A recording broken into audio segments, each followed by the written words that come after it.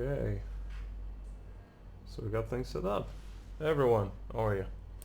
So, just a little introduction as we're starting the stream. My name is Oded. I'm an illustrator, animator, indie game developer myself. And as Gal introduced, I'll be working tonight on a bit of art for Buck.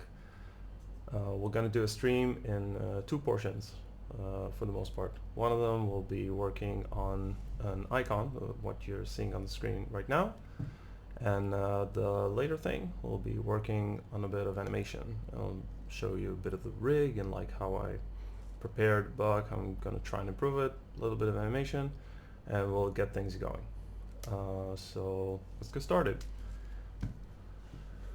Alrighty. So first things first. Right now, we have the icon, the current version of the icon for Buck. If you're gonna catch me looking at the keyboard every once in a while or to my right, it's your left. I'm just getting used to this rig. First time doing this. So first things first. Start with the icon.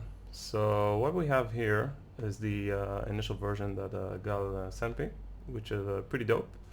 But I wanted to see if I can edit some stuff, take a few notes and such, and maybe like handy up a bit. So before I even get to the painting itself, actually the first thing I want to do is just make sure that the work environment and all is smooth and like to my liking and such, with not too much of a cluster. And I'm gonna do a few changes. So first things first, window, navigator. So this is like a good rule of thumb in general. You always want to have this little tiny window on the side open up, because you want to see how your icon or your painting or what have you looks when it's tiny. It likes, instead of getting lost in all the details and all the minutia of trying to render stuff and such, but I'm taking a look like this, I'm not like, oh, these are lovely brows, but how is the entire icon looking? So I want to make sure that I have like this smaller version so we can get the big picture very quickly. So that's one. I'm gonna change also the, just a sec, okay. Also gonna change some stuff in the color. Instead of what we have right now, I'm gonna turn to this. It's just the way that I found most convenient to work with coloring, like more saturated, less saturated, more bright, less bright. And final thing, I'm gonna close this for now. God will forgive me. And how do you close this? Thank you. And what I'm going to do now is just arrange the file a tiny bit. So I'm going to take everything that's not on right now. I'm going to put it in a group. I'm going to do it to two parts actually, because I noticed there was a bit of a difference. I took a little peek at the file beforehand, and I noticed that it has two parts. One is like everything that has to do with the background and everything that has to do with Buck. So I took the background and did like hold. I'm gonna make it unlock, so I don't really get to touch it. There's no need to. And I'm gonna take all these and put in this old. And additionally, I took liberty to save a new version. You see the 01 here? Always have versions. If you dare do a final type file, then you've been warned. It doesn't work. Alright, so now that we got the big stuff out of the way, let's get started in here, just in case. Ooh, extra sunglasses. Bronze one, too. So you can look okay. We'll do this as well. And we'll put it in the old because we don't need it. Unlock. Alright, we didn't lose any content. We just made sure that it's very, very easy to navigate throughout the file. So I'm gonna take a look at a reference, something that I did beforehand. Let's see. Let me show you. I had a bit of time. Yeah, here we go. I took a bit of time and I did this really rough sketch. And I thought like I did a lot of changes mostly because I come from a world of designing for mobile games actually, so I could always get this feeling of how something is going to look when it's really small. And I noticed a few stuff when I looked at the icon. One of them is like there's this lack of highlights that really makes stuff pop, and that the background was very large, which is cool to like conveying a world. But when you're thinking about an icon, you want the character to pop out, and if the background will overwhelm it, you're in a bit of trouble. So that's the main stuff, essentially. So I'm going to put it back on the side so we can see this file clearly. And we'll get to work. So, like I said, we start with the background. By the way, how are you all doing? As we get to biz.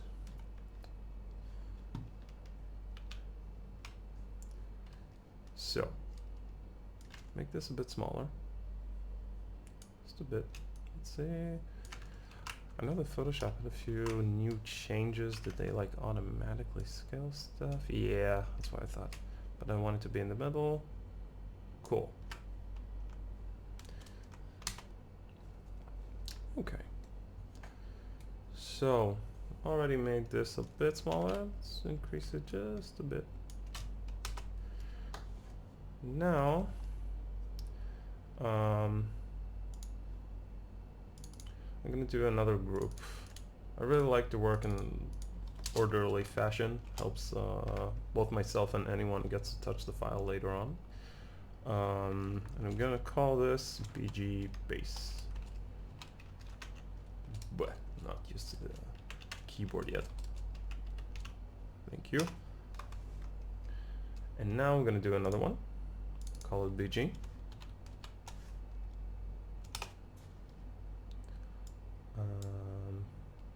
Right.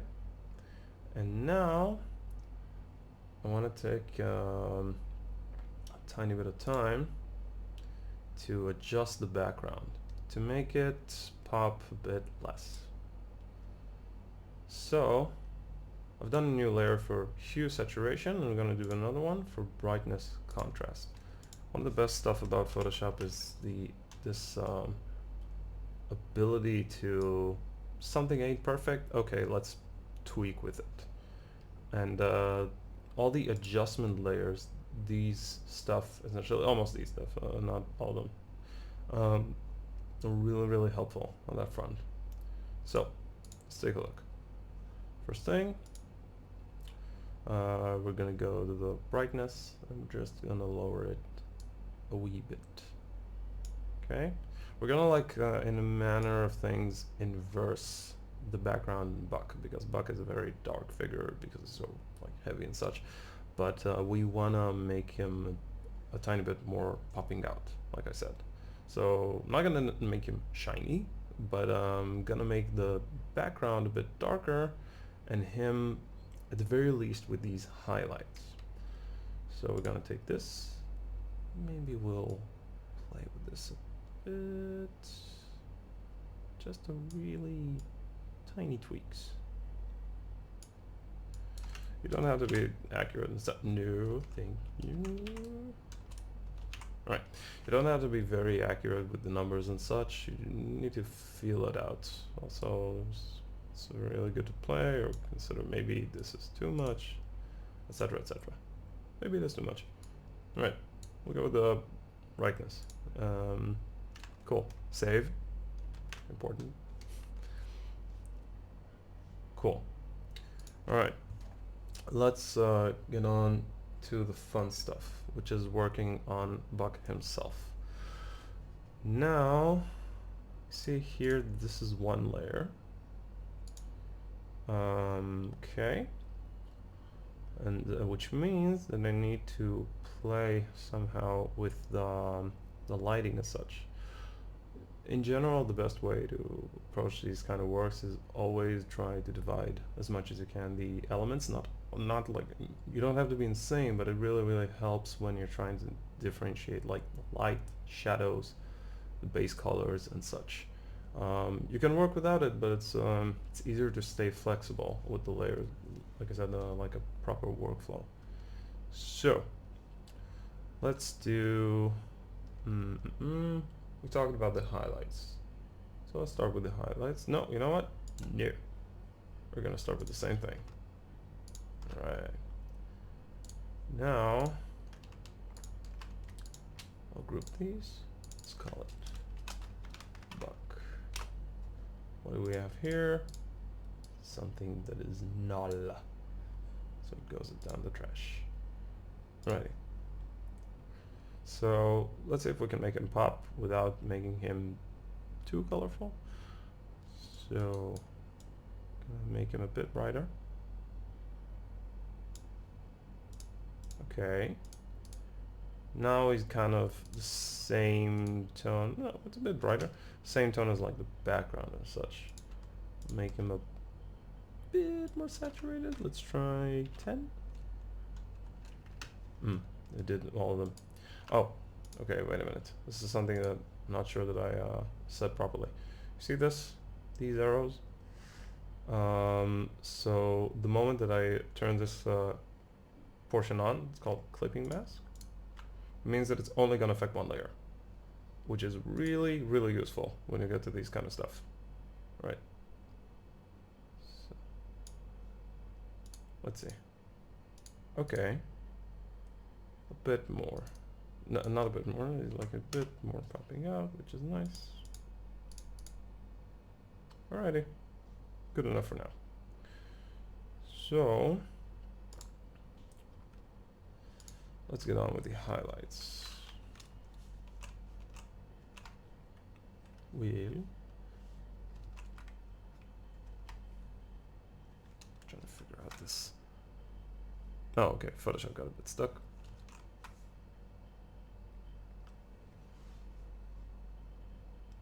Thank you for moving, dear software. Okay, here we go. So let's see, what's the best way to approach this? Let's take a look at the reference. So the main thing I did, mostly on the, see, I took a look about, did a lot of stuff to the hair. I can tone it down a bit from what I did originally. Let's give it a shot. Moving the green screen. Hello, Mr. Moving Green Screen. Change one thing. Yeah. Everything is good. Hello, everybody. Hello. Right.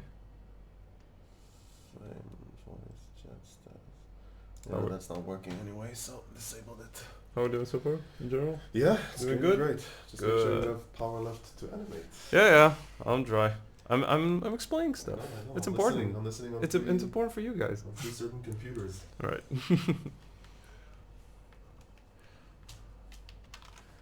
Okay. So let's take a looky. Gonna take the helpers off. Don't need them right now. Okay, so I did a couple of things. Whoa, okay. Wait a minute.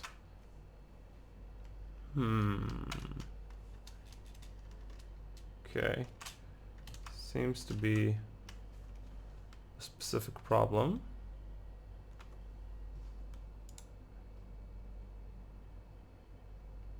Just a second. Okay. Seems to be a specific thing. Yeah, that happens sometimes. Yeah, I know. But the thing is, we're gonna do a little thingy right now. God, is it okay if I close and open the Photoshop? Why? Because, dear listeners, something happened right now. You see this? No pressure sensitivity. Ooh, tricky. Yes, not really tricky so much as Yeah, it's you can just close Photoshop. annoying. Photoshop Let's is just see. You see if I do this. Oh, wait a minute. Wait a minute. so you have pressure Perhaps. sensitivity. No, this is Perhaps. opacity. It's opacity, not pressure sensitivity. Hmm. You can close and open it. It's fine. Just open the thing Okay. with the icon. Alrighty. Just making sure. See, a lot of the time. Oh, okay. Let's see. Maybe we do have pressure sensitivity. Just need to make. Oh, we have it. My Oops. bad. Awesome. Yeah. A lot of the time when pressure sensitivity doesn't work, you just need to restart the Photoshop. Pressure search there. Now it's good. Yeah. Now it's even better. Got it. Right.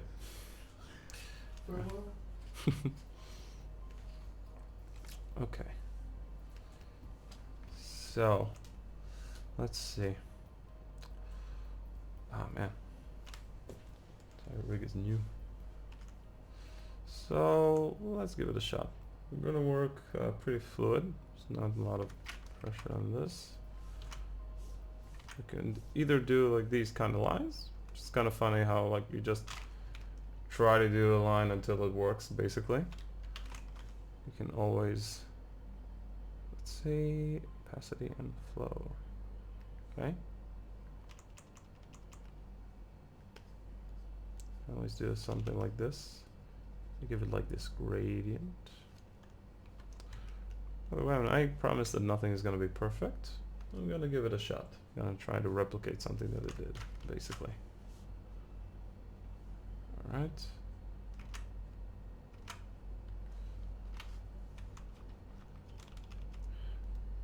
And right now I'm using pure white, but usually it's not the case. Just wanted something that will like really pop out. Worst case, it's on a different layer, so we can always tweak with it. Man, thank you.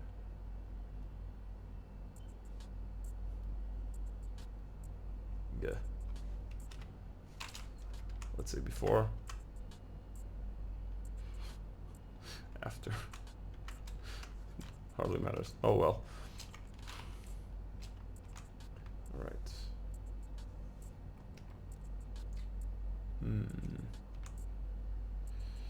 So we do want something on the ears. Now I can take a bit of a closer look. I can see exactly where things start and end. Here we want a little continuation of the light. Will be nice.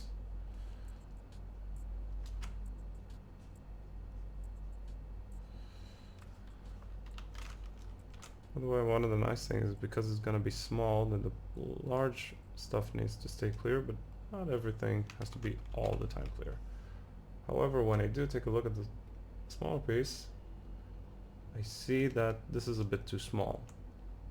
Like, you can make it more out there. Okay, this is better. And then we'll let it continue a bit on this side as well.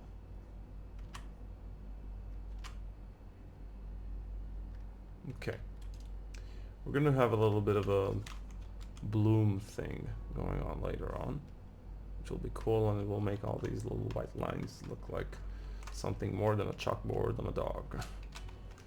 So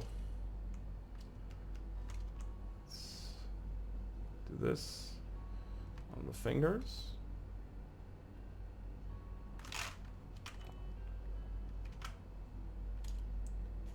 Okay.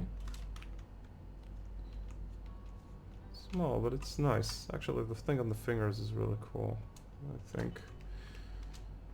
Makes them look a bit more like these metal sheens. Not sure that it's necessarily the purpose, but make it subtle and really stylistic.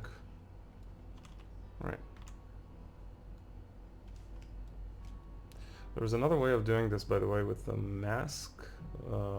It's like you attach this thing and you can do a bit of a non-destructive manner. You see, erasing stuff. For some reason, I chose to go with something that is much more straightforward. Don't do this at home. So, What I will do, that I didn't do in the original, is continue this style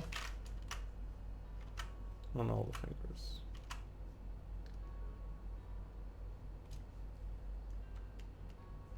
Alrighty.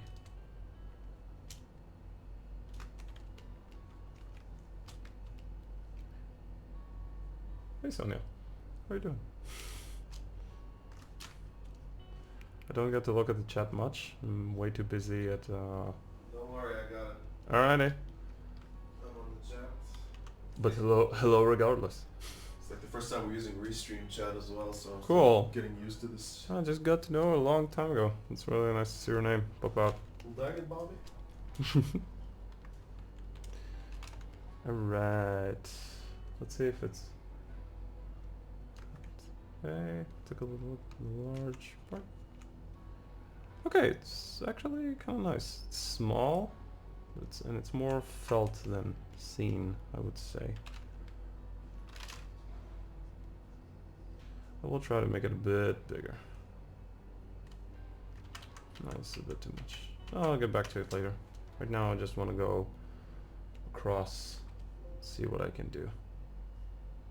Okay, so this is something that I noticed that was actually one of the nicer things that I did, is that I really try to make sure that his face pop out much more, because that's the first thing you're gonna get when you're seeing a humanoid or even like a live figure. First thing you're gonna take a look at the face. It's just human way. So we want to make sure that that thing is really popping out, and the colors and the contrast and etc, etc. No, turn all color pickery. Do you think the sunglasses need to be a bit bluish? Because they're usually blue in game. I'm not, maybe, but I'm not sure. I'll tell you what's the thing. On the one hand, it's true that they probably do have some sort of a color, but you already have these two polar colors in the background. And I'm wondering how much to change the coloring on Buck to be similar in any way. You can do them blue, just maybe need to do them in a different shade of blue. I can test it out. I'll do an experiment. It's not something very complicated. We're going to use it the old Photoshop tricky way, when Photoshop agrees to zoom and move as a whole. By the way, folks, usually I'm with glasses, but I sat on them today, so I broke the two handles. Next time. Yes, Photoshop, move, please. Thank you. I think. Wonders of the digital world. Okay, thank you.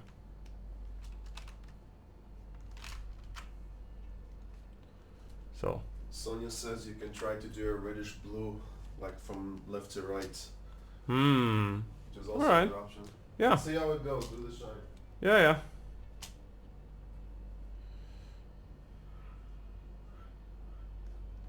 I get to hear glimpses of myself in the back here.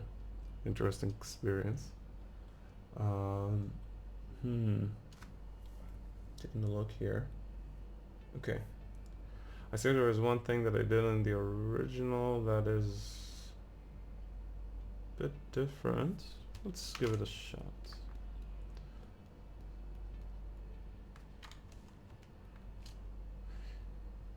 By the way, this time I have the like the merit of having this bit of a reference that I did beforehand, but a lot of the time these things are much more trial and error things. I wanted to do this a little bit of a rim light or a hair light. Really, see if I take the edges, make them brighter,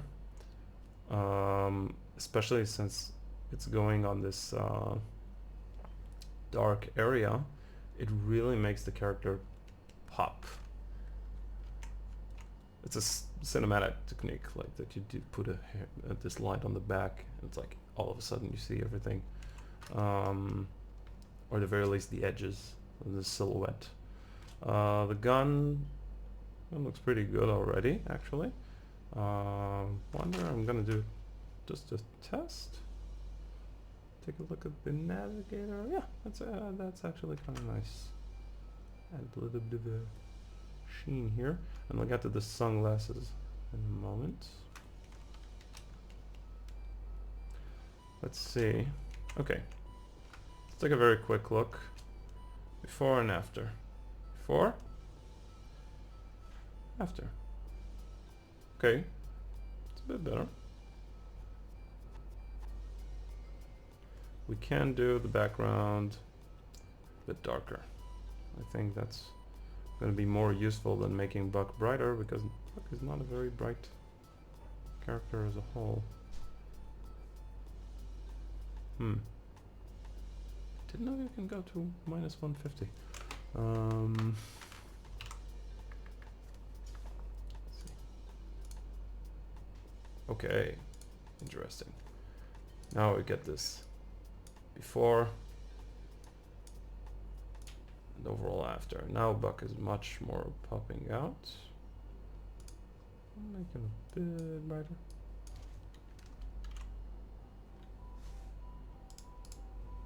Okay, let's stick with this for now. So now let's do two quick things. I'm gonna do a little bit of a, like, take care of the sunglasses, because there's something very central to the entire thing. Ah, what up, girl?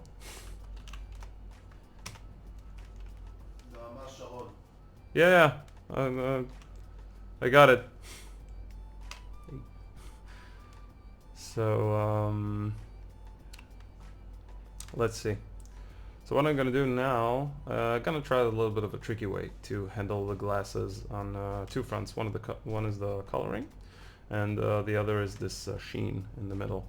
So first thing I'm gonna do is I'm gonna create a shape layer, and I'm just gonna trace the glasses.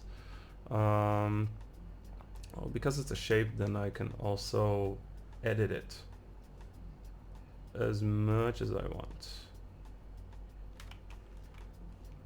And you're gonna see the trick that we're doing in a moment. Shoop. Doop. Doop. Doop. Doop. In a moment there's gonna be a chance that I'm not really gonna see the glasses, but we'll live.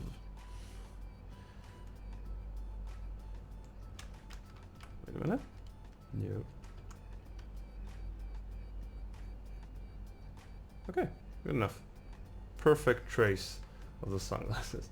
So now what I'm gonna do, I'm gonna play with the color. We talked about blue earlier, so let's give it a shot. But we ain't done. So let's do this. We're gonna use the layer modes. Let's see. Do an overlay. It's an interesting result, actually. Before, no. Before, after. Okay. Let's do a bit of a different blue. Because one of the things that passed through my mind earlier as I talked to Go, is that the blue might be too similar. But this is a purplish hue. So we're gonna stick with a bit more, not a teal, just this, Sonia says to try putting Buck highlights in screen or overlay modes, which, yeah, obviously always works. You mean like the highlights that I did earlier on the fur? It's an option, but I actually did it like pure white. Yeah. So let's see what this does. You know what? I'll take the offer.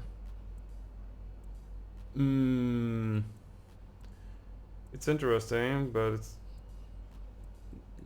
to, I don't know, I really want it to like pop out. I'm not sure that white necessarily is the correct choice for this case, regardless, but still, right now I'm gonna keep it like this, like most popping out that it can, which is just pure white.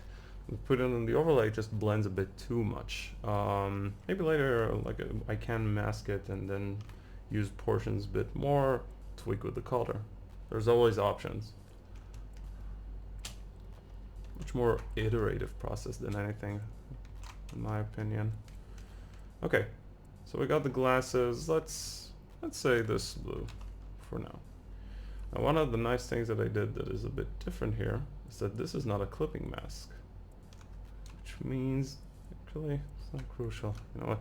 I thought I was gonna work on this layer and make a clipping mask to this, but actually it doesn't. It's not as effective. I can use this as a selection, however, so I can stick with this region and then not like go all over Buck. I'm gonna cancel the mask. Now let's go with a brush that is very soft. Okay. I'm gonna try some things. I'm just gonna play around. I was talking about the white light out, that it's not necessarily the color. I'm thinking maybe I can play with the layer modes. So let's try a bit of a reddish color. You're gonna see that the moment I'll play with the layer modes, it's gonna take it in a bit of a different direction. And let's try this blue purplish hue for the other side.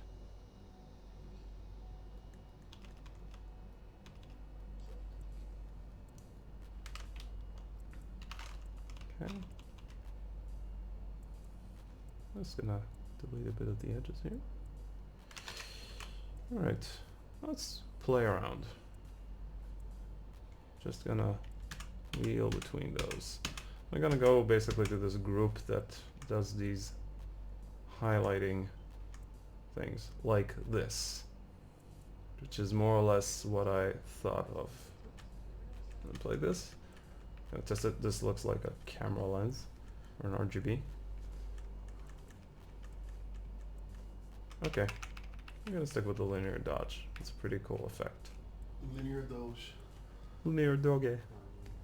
Yeah, it's actually very appropriate. Yeah, In this it case. is. The puns are basically running themselves. Ah. I'm just adjusting. I think there's a bit of shadow. Yeah, that's cool. I'm gonna play with the coloring just a tiny bit. See if somehow I can reach something even more appropriate. Before, after.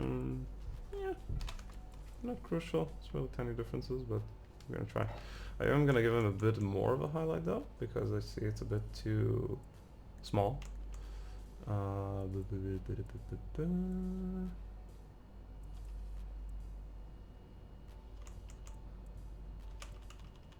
Okay. I'm gonna do something fun. I'm gonna pick this entire thing and just fix myself for the angle. Okay. And the other way around in this again. Fix the angle.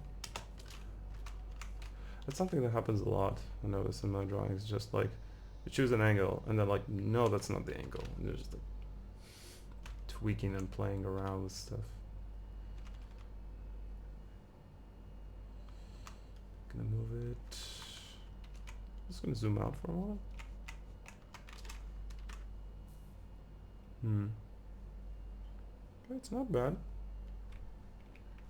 This right eye does look a bit weird. No, thank you. Only this.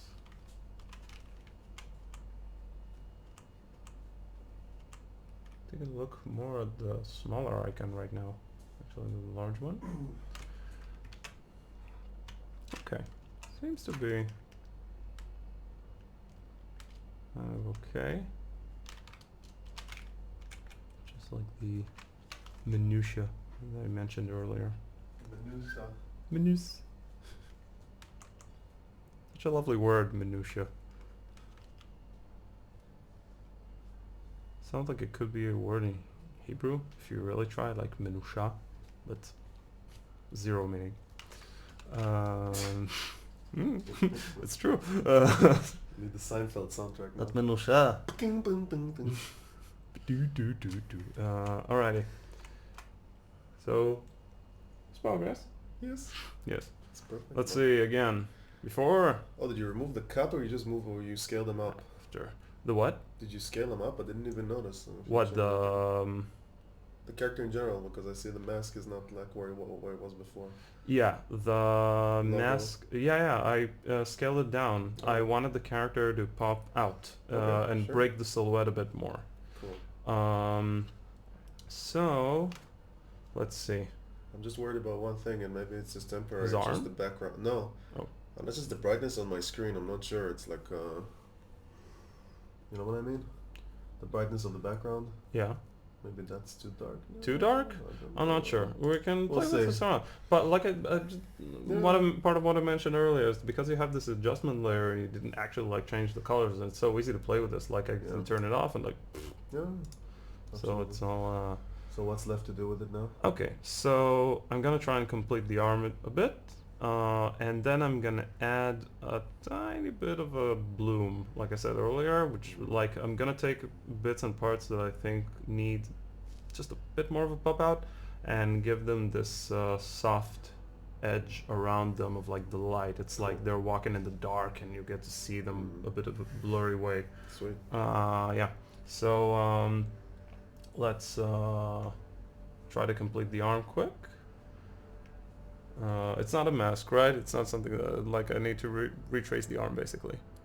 It's not a mask. I usually cut Because it I see myself that it's manually. cut. Yeah. Okay. So It's in the circle, and you have the stroke from the outer. You have the stroke from the circle to make sure that it doesn't really show. okay. So it depends on how it looks to you. In general, like the best workflow that you can maintain, especially when you're working on characters, is like try to be as non-destructive as possible. Yeah, that's like true. you have this, and like you want this to be cut in. I'm taking talking about this area. So in general, when you cut, do it with a mask or in a different layer or It's because I'm backup layer lazy. and such. That's all it is. Well, too bad for you. I'm Now lazy on Photoshop. I am not gonna. I can't afford to be lazy because of your laziness. So In After Effects, I can't as well, but it depends on what. yeah, but it's like in general, non-destructive as much as possible, and like I said, version of numbers because I'll repeat that again. No final for you. So let's see, buck arm. I'm gonna try to do something quick. I'm not gonna. Make sure you're still alive for the animation. Yeah, I know. I can do more than stream. I can talk. So let's do like this. No. Yeah, pink arm. Why not? Okay. Not gonna get too complicated. I'm not gonna try to one-on-one trace the art of Buck. It's gonna be very tough as it is because it's stellar. And what I will do, I'll try to just take a bit of the sample what we got here. Oh man. Okay, good. It's kind of close. Let's put it in the back, because if I put it on the top, it'll be much harder to see what exactly I need to trace. Actually, like to what are my leads when I'm trying to complete the drawing. Let's play with the shape a bit, just to make it feel like it's a bit more flowy and more arm-like. I'm gonna do a mask in here as well, and because it's an because it's an icon, I want to keep it very aesthetic. So I'm gonna take this entire area, not a soft brush, the hard brush, And just gonna make sure that it's like one line. Ah, what up, dude? Hey there. I just told Gal earlier about Alon's lecture and how I enjoyed it very much, despite it being a development talk. And in general, thank you for yesterday. Like, Alon helped organize the indie night at the Ludo, an open space for games, and it was rad. So, just very nitpicky about this. Okay, oh, there's the color. Color I want it, I think, at least. I don't have my glasses, so I don't see perfect. So, let's do something like this. Let's go back to the pressure size thingy. I'll just try to do a quick version of Buck's arm. Trying to see if this is... Oh, now I get it. This is interesting. Something that I didn't know about Photoshop, actually. When it picks the color, it picks the color without the adjustments, which explains why I couldn't trace like the color sample from the back. It's cool. I think, at least. Because it's weird. Now it's not reacting. Okay. Oh, wait a minute. Wait a minute. Wait a minute. What's going on here?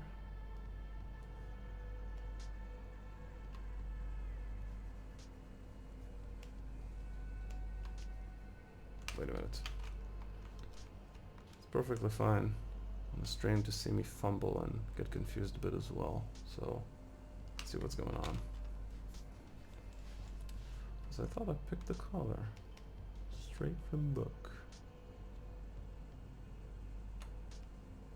It's not the same color. Let's see why. Trying to figure out exactly what's different.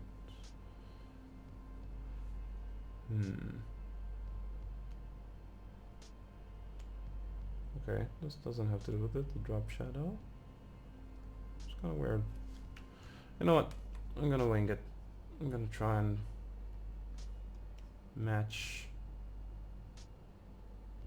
the color relatively, and later on, maybe offline, I'll just tweak with it and play, because it's on a separate layer as it is. Then I can do it as much as I want, basically. I do want to keep this fairiness of Buck, so I'm gonna play very soon with these edges, which are cool. They'll give like this emotion of fur.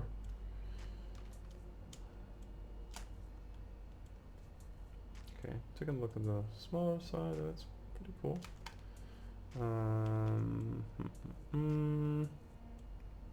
Now I'm going to do another layer. I'm going to do the brighter version.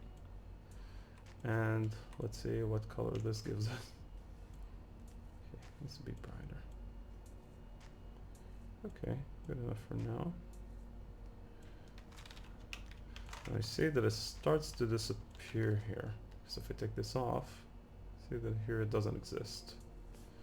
So let's try to keep up with that. I'll try to like emulate this feeling that it's coming back, because there was like some sort of crease on the inside or something.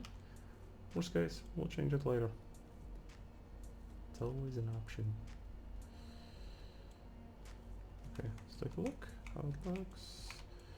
It's oh, come on. Cursey Photoshop, thank you. Okay. Okay, it's weird. So we're gonna tweak it. So let's keep it a bit more constant. The fur. And I will give it like these endings. Yeah, like these edgy endings, which gives this a cool feeling. Trying to like in real time basically study the style that Buck was done with in the first place. Let's do another layer, just a separate one.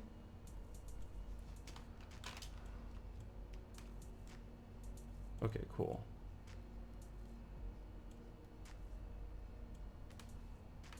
Now, back in here. This is so weird. Don't understand why it's changing colors, but later on, I'll try to figure it out. Okay, cool. Oh, there's the drop shadow. No, explains some of the things. Let's try to trace back this thingy.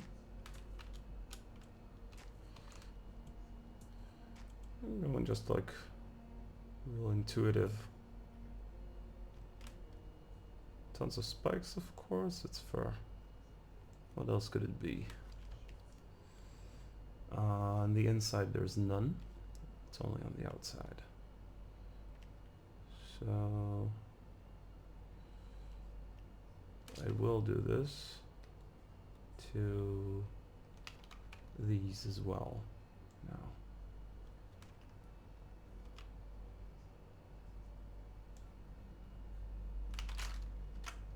Okay, I see there was some sort of this specific places in which it was done. Oh, which was actually done in the other way around. This is interesting. It's also a chance for me to understand what went through the original artist's head. Rather than deleting parts like he did with the inside, he's adding parts. Give this feeling on the edge from point to point. It's like this elongation thing, which is cool. I'm not gonna trace it really. I'm just trying to figure out so it keeps the same feeling. Okay, cool.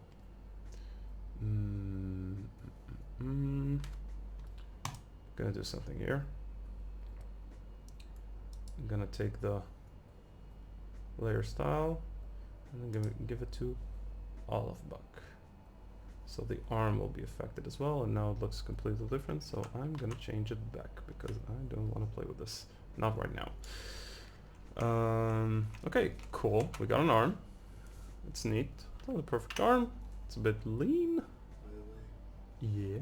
we titled the stream animation in spying and rigging, so I'm gonna get to it soon. I'm sorry. wrap it up when you Alright. Okay, basically this is cool enough. I'm just gonna do a little bit of this thing. Sorry everyone. I wanted to take my time and perfect this. So let's do something like this.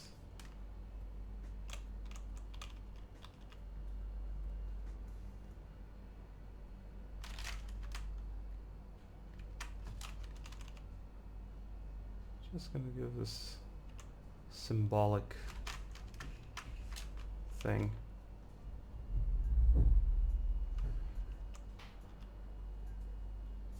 Yeah. See what a nice touch this gives. Everything feels like a bit more affected by this nightly vibe.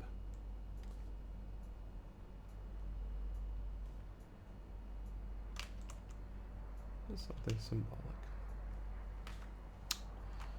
And just gonna do one more touch.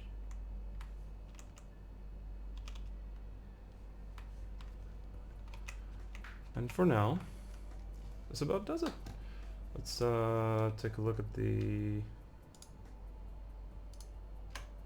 Okay.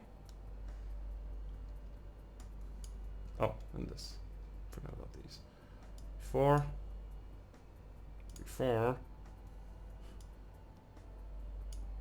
After. Oof. How he pops. At the very least, more pops. Okie doke. So this is part one.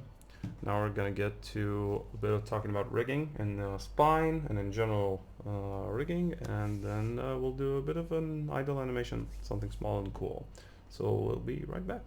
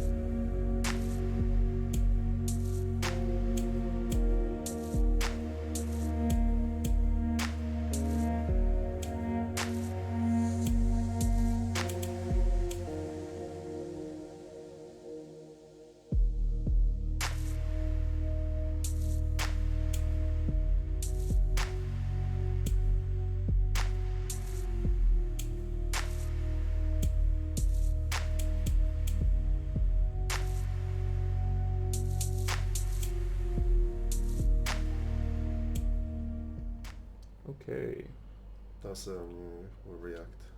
And we're back.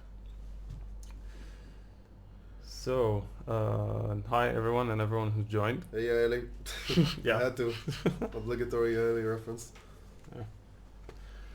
And now we'll continue. We're gonna go with something a bit different, part 2, as we're gonna talk a bit more about the animation part. So let's get into spine. Let's take a peek on the file. Didn't get a touch in it in quite a bit. So this time I'm not always working with the tablet. I'm gonna try and take a look. Let's in general take a peek on what I did with Buck initially. So this is Spine. Hello. It's a really good animation program for games specifically. It's very good for like building loops, and it can export files in a really easy to import way to game engines, like a JSON file, which is already contains all the data, etc., etc.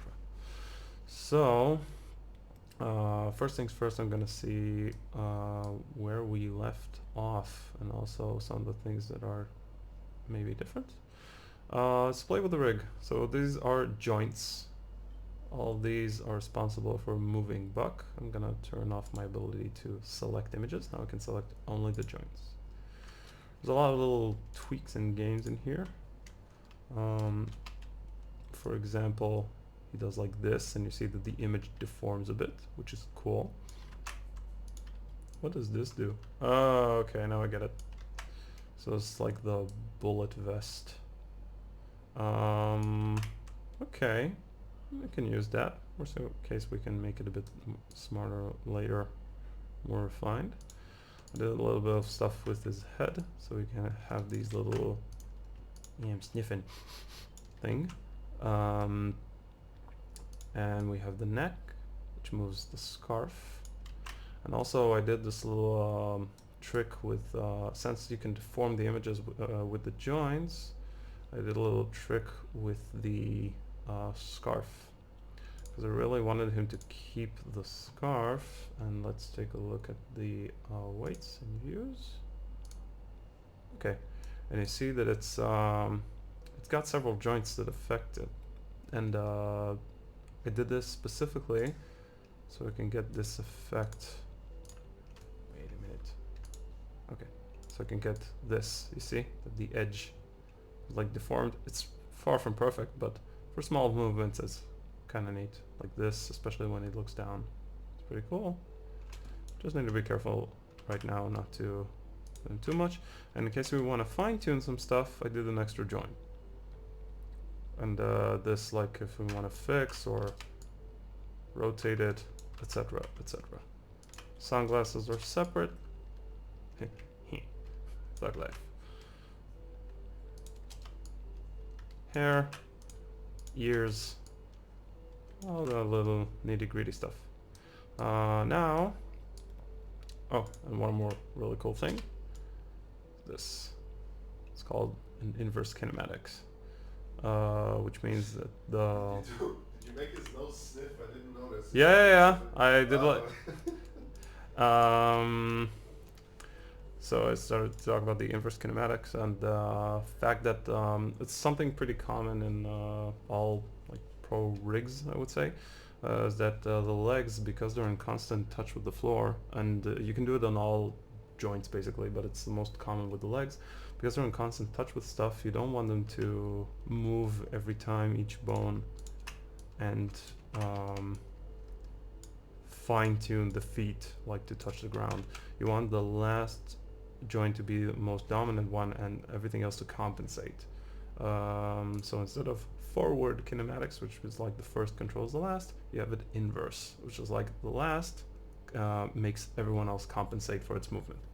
So yeah, that was a very short explanation about inverse kinematics. So, okay, it looks pretty fine. Do the sniff again?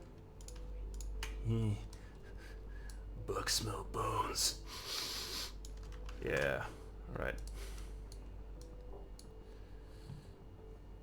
I missed it the first time. Alright. Okay, so let's see what we did here, what we got. So these are the animations that we had back then. I have a feeling I worked on a different animation file, but this is a good chance to start some things from scratch, actually. So spine is only, by the way, set to 2 different windows, and it's like the rig, setup, and animate. Only these. It's like made specifically on this, like this, so animators don't get confused with the rest. It's like just focus on what you need to do. All right. So let's see what we can do. We have a list of animations here. We have a default pose. We have an idle. Let's play it. Cool. A little bit of a breathing. Then he moves a bit to the back. Maybe a bit too much, but it's fine. We have a walk.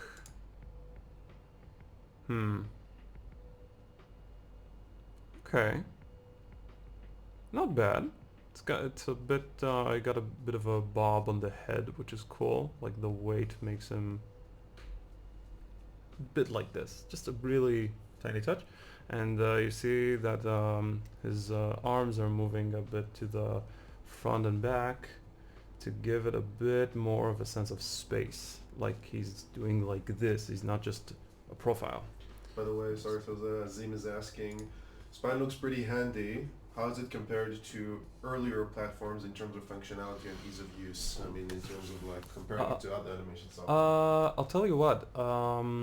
So it's personally I really like it. There's a reason I animate in spine, but I think it's very effective for specific case or style of animations. Like you can get a lot of stuff done with the spine, but then again you can say it about almost every animation program. The thing that it's much more, I would say, quick and intuitive than a lot of the other programs. It gives you fairly powerful tools with a very quick learning curve. But actually the main advantage of spine, in my opinion, is that it doesn't crash nearly as much as After Effects or Flash, which just drives you mad. And especially with After Effects, also have this thing that it needs to render every frame again every time that you move a joint or something, and it can like just freaking move, please. And spine doesn't have that. So spine is very smooth, it's very light, it's very quick. So I like it. I recommend it, and it's also not expensive at all. It's a one-time license for life, and it's like a fair price. It's not a cloud service or something. So back to biz. So we're gonna leave the walk for now. It's okay, even if we can improve on it. It's kind of fine. Let's see. Okay, so we have a draw animation. This is one of the things that I wanted to check. It's kind of quick, but I didn't want it to take long because I did want it to be responsive. We can technically make it a lot quicker, but because it's a game animation, you want things to be responsive. But besides the ability to mix the animation with other animations, which is also something that Spine can do fairly easily, Buck is a bit of a heavy game. Like in the feeling, it's every punch is like ta, and everything is like very intentional action. So let's keep the speed like this for now. Let's take a look at the hit animation. Okay, so these are some of the animations that I think will have to change, because I did something that was fast, but it was a bit too, I would say, cartoony for Buck, actually. Like something a bit like, I'm gonna punch you, I punched you. And, so by the way, I'll just give you an initial point of reference. If you remember in the animated movie with Batman when he's old? Yeah. And he's fighting in the mud pit? Yeah. That's what we're going for. Heavy, fast yet heavy. So it doesn't have to be a lot of movement. It can just be things that are pretty solid, like in here, if you see, play the animation again. So you see, it's like he's using a lot of the body. Yeah. So the way, at least the way I'm picturing it, or the way that I'm seeing it, needs to see in game. So it needs to be more like static. So it Yeah. needs to be like street fighting in a way. It needs to be more heavy, less karate, Okay. and more just punching and kicking the shit out of things. Okay. Because So, it's, so you know what? I'm gonna try to do something. It's gonna be a bit of an improvisation. I'm gonna try to do two things. One is to improve, according to the feedback that we just got, this animation. Let's see if we can make it a bit heavier, a bit more static, and like clunky in a way. And I'm also gonna try to chain it to a different type of a second hit, because he just gave me a reference to this Batman the Animated Movie, which is awesome. And there's this pit fight. And there's one attack there that I specifically remember that Batman does, and he does it quite a bit, in which, like, the first punch, he's like, he can do these beautiful arcs like in every comic book. But then the second thing he does is like he grabs the two hands and he's like to his jaw. So maybe we can try to replicate that. We're gonna improvise. We're gonna see where this takes us. And worst case is gonna be a lesson in animation and what doesn't work. So let's give it a shot. So let's start with duplicating the current animation. I don't want to really delete stuff that I did, start from scratch right now. I want to try and just do a better version. Worst case, we have the original. We can go back to that. So let's duplicate this. Duplicate window. Okay. Hit one. And enter. Cool. Okay, so this. Start with this thingy. Here we have way too much movement,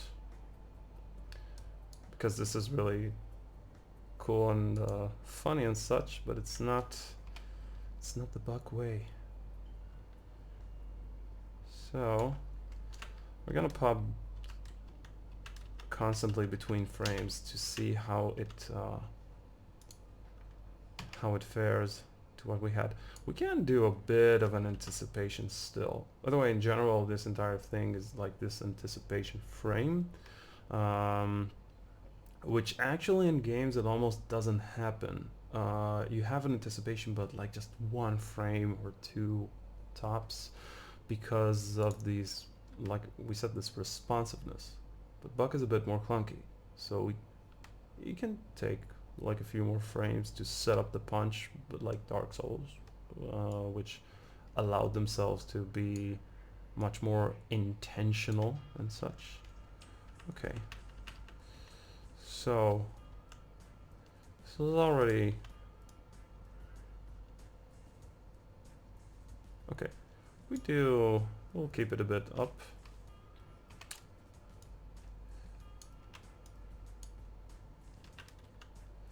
One of the things that they did here that I really enjoyed, it's in general a really nice tip, is that because whoa, okay, here's a case of animation.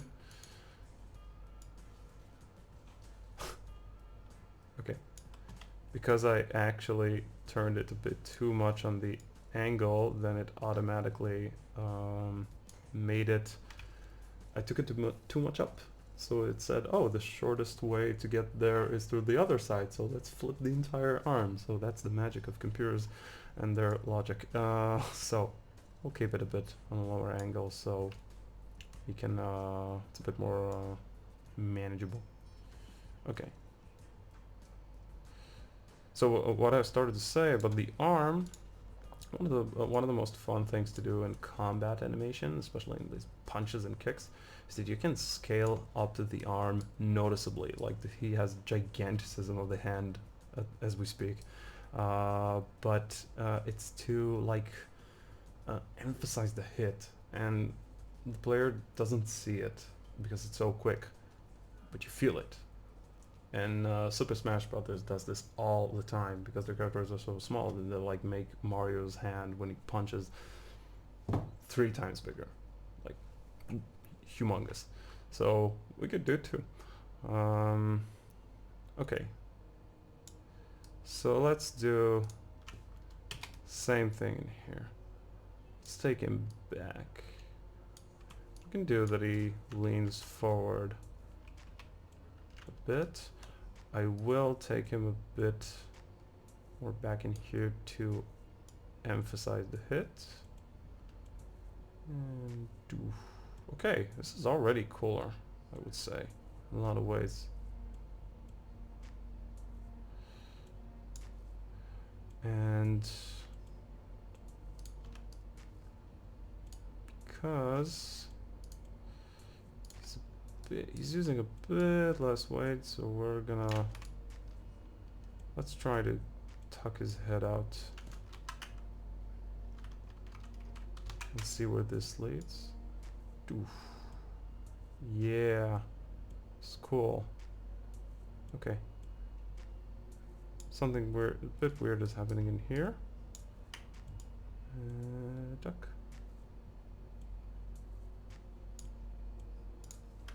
Just gonna make sure, and I'm gonna copy the first frame and paste it in the last, because he has this bounce in the head.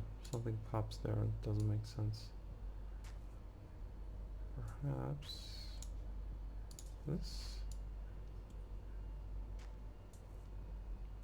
I see. You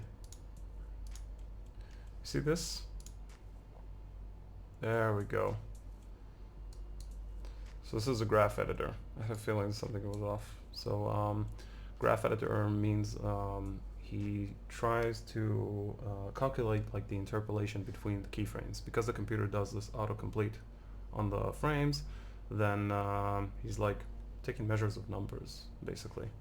And the interpolation is this automatic process that he does. But you can change how he does that if you want to test some stuff out, or you want to make something very specific. So in this case, what happened, the weird thing I noticed is, like, take a look at the end, is like, fuck, here, this. So what happened is he had several keyframes, which the interpolation was stepped, meaning he didn't do autocomplete at all. He just cut from one keyframe to the next. So let's fix that. We're gonna make all the keyframes.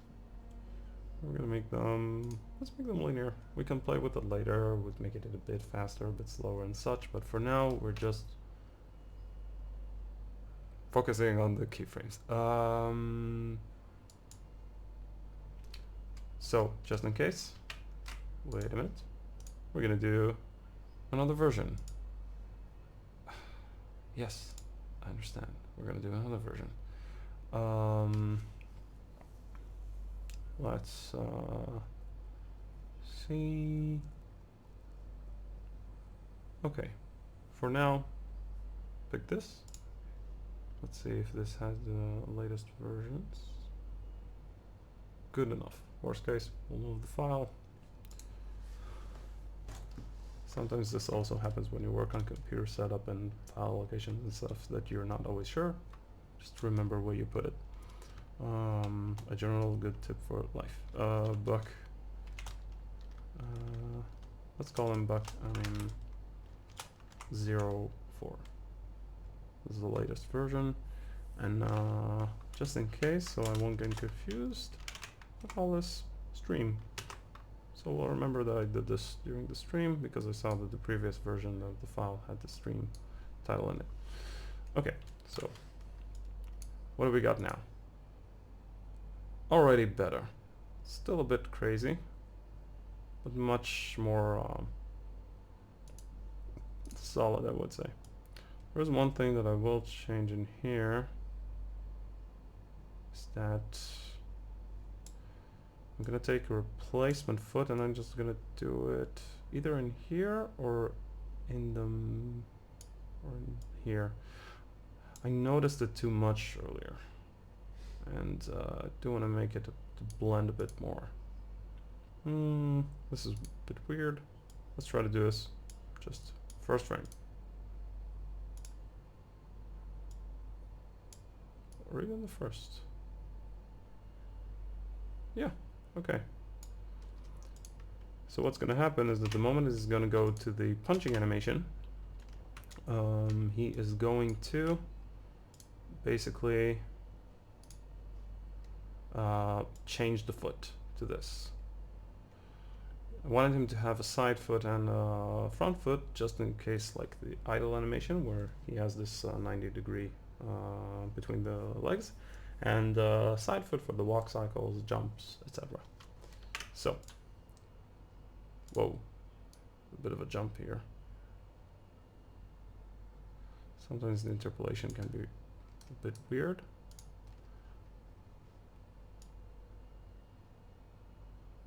Okay. I see, he has a bit of a bounce. What I think that happens is that he somehow, he's not too sure what to do with this extreme changing of the hands.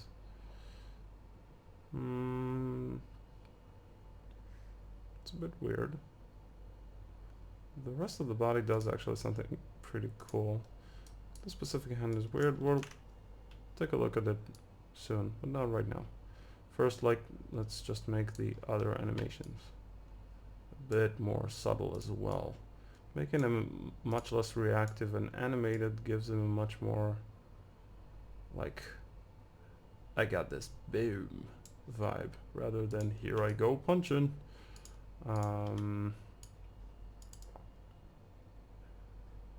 And we'll give him this, just a bit of an overshoot of the hands.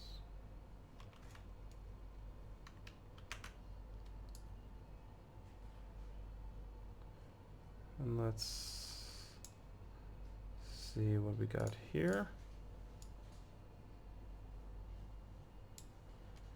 Yeah, making everything a bit subtler.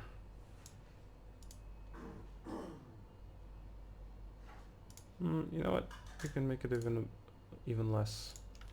Still has a bit too much. Instead of an overshoot, yeah, this is better. You got a bit more weight to his arm, so it already starts to come back. Right, good. Okay. I will give him the initial one a bit higher.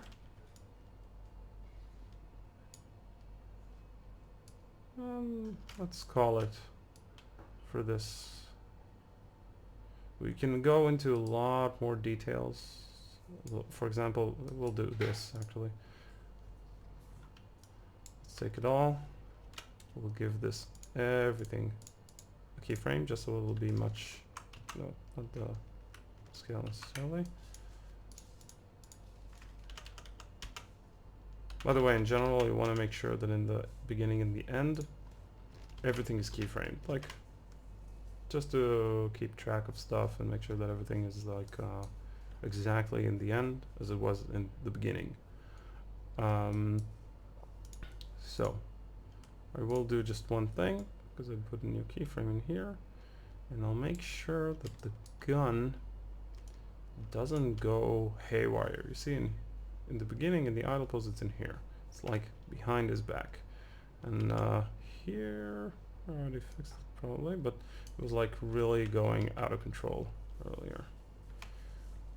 Let's do that it's dragging a bit.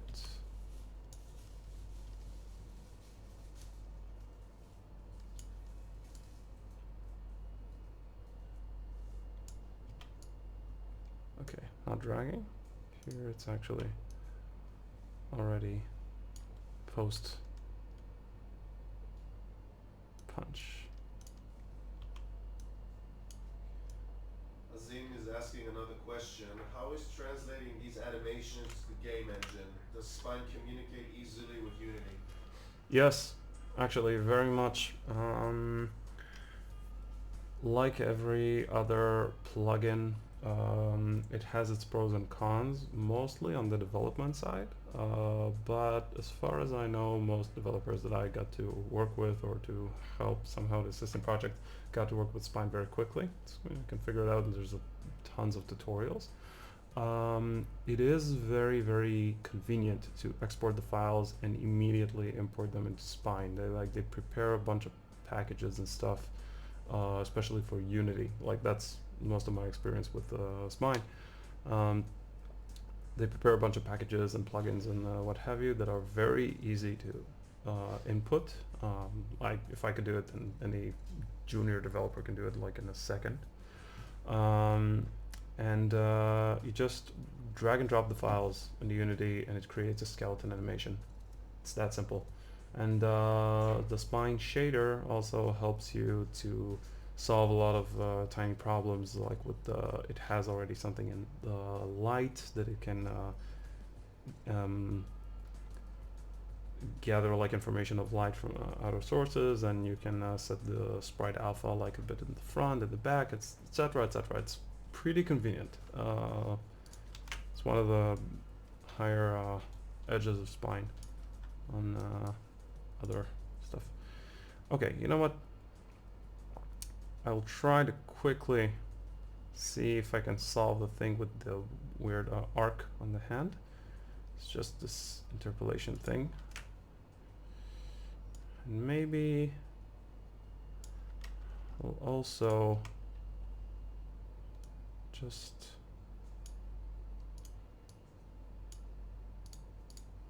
want to test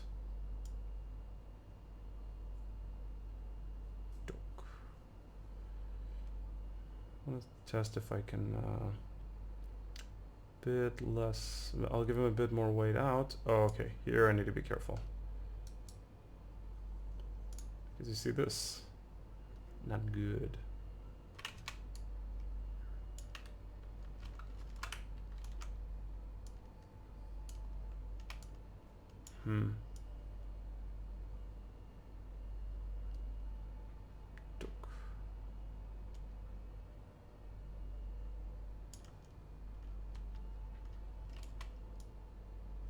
It's a bit tricky.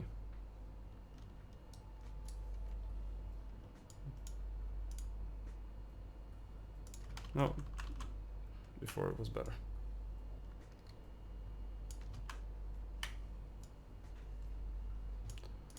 Let's keep it in here for now. Like I said, we'll just try to tend to the arc. And it's this thing. The interpolation here is a bit too much for the computer to get correctly, especially because of this one. So what we're gonna do is we're gonna use the stepped thing. Because why not be smart about it? If the computer doesn't know how to interpolate between one extreme frame and the one after that, why not just tell him don't interpolate between them? This is going to be an interesting solution. We're going to test it out. So in here, we're just going to take all the frames in here and all the frames in here. We keyframed all the translation rotation, so specifically these parts. And now we're going to take all of these and we're going to tell them do not interpolate. Just jump to this frame. It's such a drastic movement as it is that it didn't matter in the first place. So let's see how much this worked. Here we go. No more weird arc. Cool. So this is not bad. Let's another question for you. Yeah. Claptrap, great nickname we got from our Discord, is asking. Claptrap. Yeah. He's curious to know how long you've been animating and what other projects have you worked on or working on currently. Okay, so let's see. I've been animating. Start with the fact that I learned animation like for 4 years, and I was actually a 3D animator on my training, like in college. But for some reason, after college, I didn't get to touch it as much, just for personal stuff and a bit of an online course. And I studied between 2010 and 2014. So that was like 4 years then. And ever since, I've got to like animate, but I started to much more seriously get into animation and to, let's say, level up in a way about a year and a half ago, or even a year ago, when I decided to finally put my mind into trying to do combat animation, like these really short animation, but each frame gotta be like the bomb, like this one frame and immediately the next one, and it starts to really ingrain stuff about animation that you don't get to focus as much. Um, Unlike character animation, gets into a lot of subtleties and nuances, but not necessarily about how much you can control the animation of movement between each frame. That's something that really made me like get a bit more seriously about a year and a half ago, and that's it. I've been working illustration and animation almost always at the same time, with a bit more focus, like I said, on illustration at the beginning. I'll just add that I linked in the YouTube page the current game that Oded is working on called Planet Defense currently. Yeah. And there's more animation streams and design streams over there. And make sure you check it out. Thank you. And yeah, like I said, you asked about projects that I work on or currently work on. So we have Planet Defense, like we said, and there were several small projects other than that.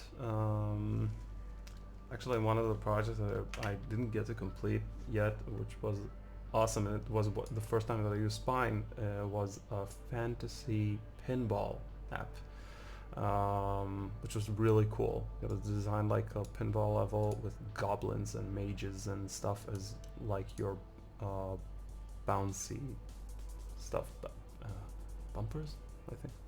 All right, cool. Let's move on to the next animation, but just let's do a little bit of a comparison. We have hit 1. Okay, yes. This is much better. It's like the differences supposedly are not huge, but it's much more heavy, I would say. Much more intentional. He's a bit more in control. We can always make it more or less of what we tried in here, but I wanted to see that I understand like the general gist of what's working better for Buck. So this is cool. So now what I want to try to do is that I want to try to link the animation that we got right now with a different one, like we said, a 2-hit combo. Like initially it was this, like and again, too much. It's like it's cool, but it's not as heavy or as, I would say, damaging. That's the thing. And Buck needs to be someone who can damage stuff. So we got this one heavy attack. We can even, you know what, I'm gonna do something small, but it's cool. I'm gonna let him linger a bit more on the last frame. We're gonna move on to the second animation in a moment, don't worry. These are the nitpicks that every animator got.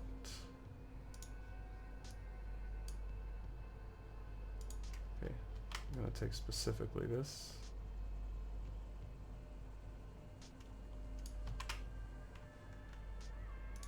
And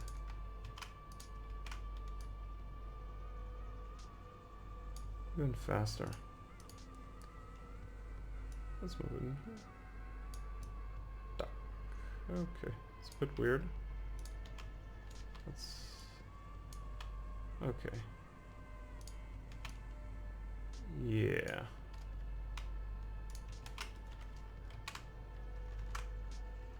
Okay, cool.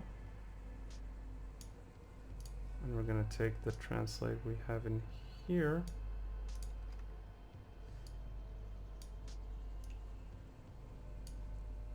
Yeah, okay. Just doing a bit of a cleanup.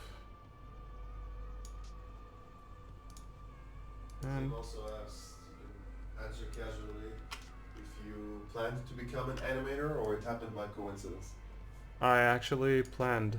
I wasn't sure at all how I'm gonna fare as an animator. I was doing mostly illustrations, and by my own self-flagellating opinion, I'm not sure I'm such a great thing about either of them today. But I was a bit more confident in my illustration skills. But I wanted to become an animator specifically so I can pull off whatever vision I had in mind. Like, I can draw it, now I want to try to see it live, and maybe live for like an entire series or a game. So let's try to learn it all. Like, that's what led me in general to study animation. So how can I encapsulate as many skills as I need to make my vision come to life, basically. The only thing that it didn't go with us on is marketing, which is something you need to make your vision come to life. All indies suck at marketing. Yeah, and that's like that. Surprisingly enough, doing Spine is refreshing for me because most of what I did recently was freaking marketing. The greatest of beasts. Okay, let's keep it like this. Oh, what I wanted to do is made him linger a bit longer into this frame. Let's try to extend it by a few more. And this, I'm gonna take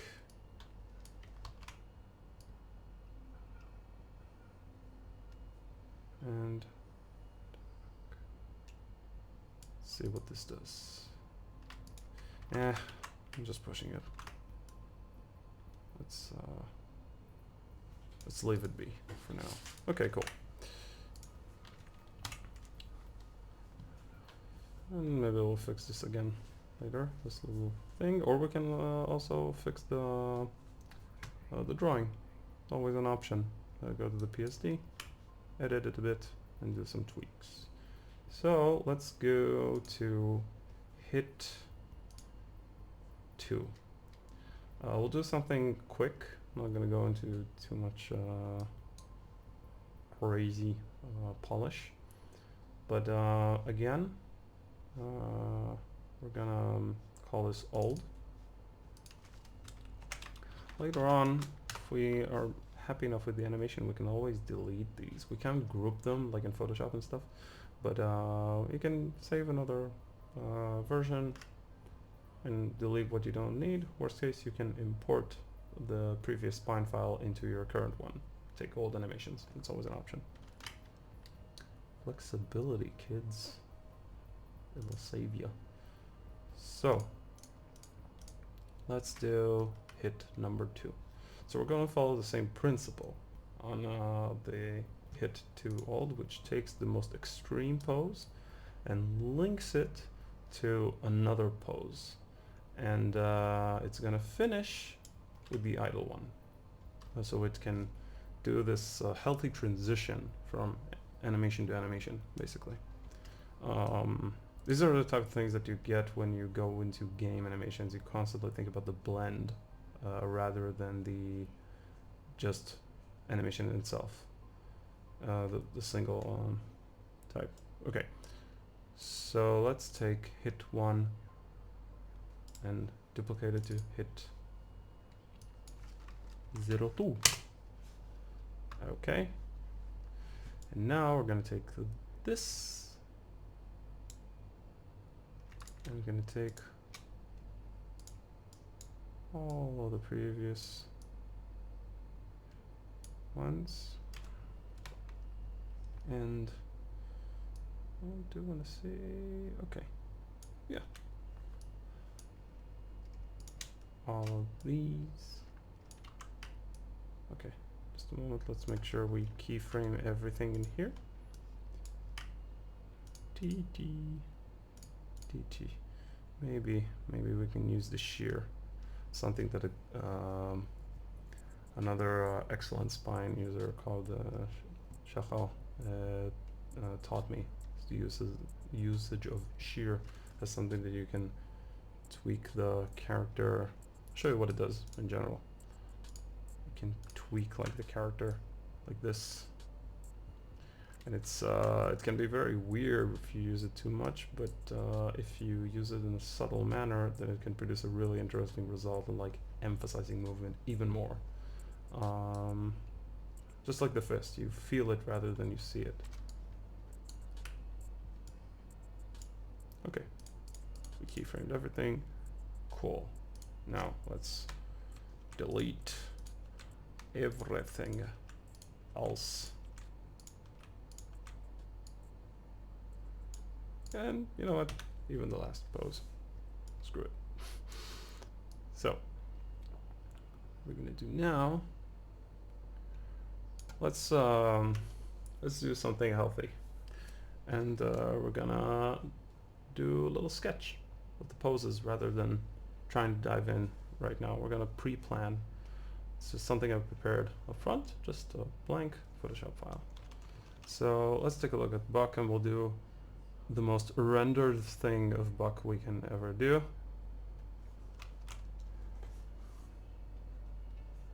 Now,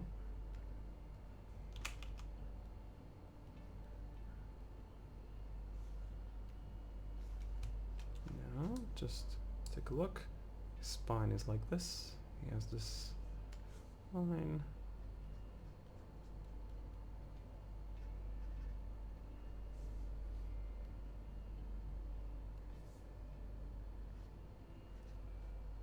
Beautiful. Glasses. Okay, cool. So we got Buck like this, and now what we want to do, we want to link him to another cool pose. So we're gonna do at first, let's try to do this anticipation thing. So we're gonna put him in an even lower position.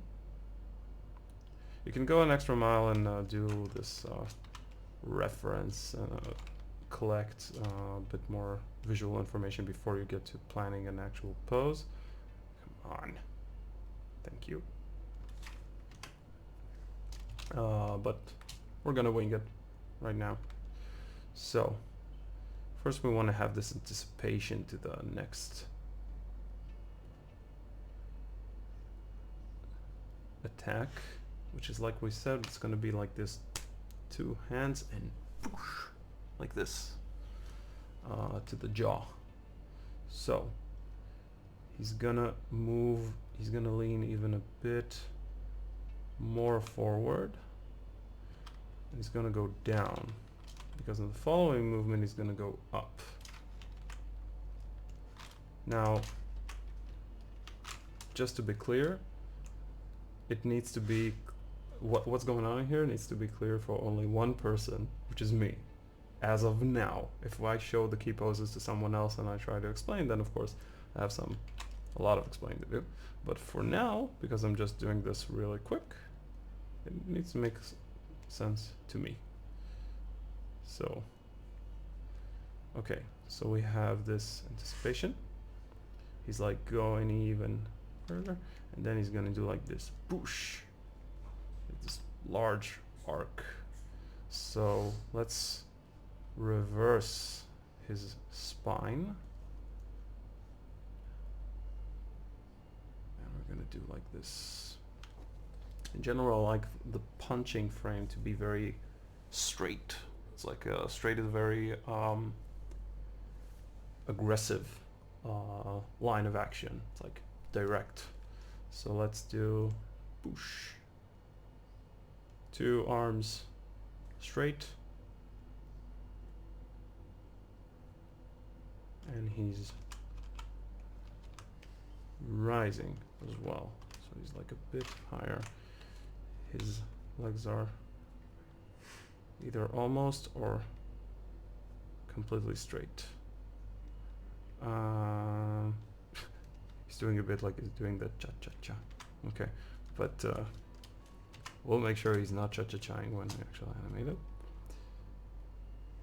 Okay, and then he's gonna have like this post. What up, dude? Thank you for joining.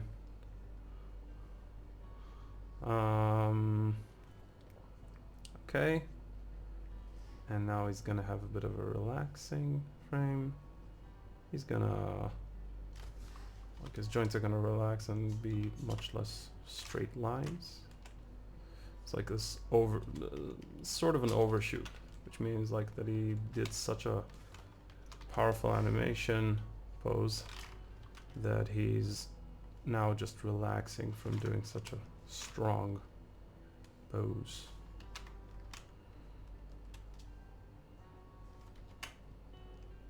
Okay. Yeah. Ain't that buck if you ever seen one.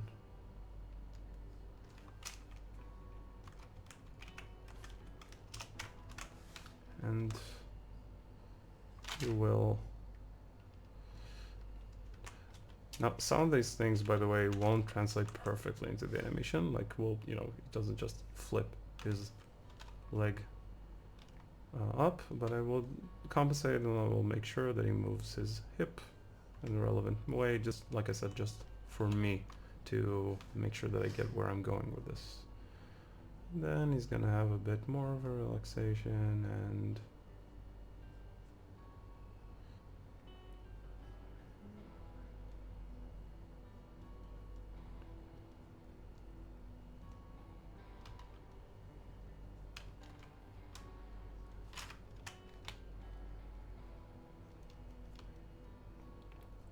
back to the idle pose.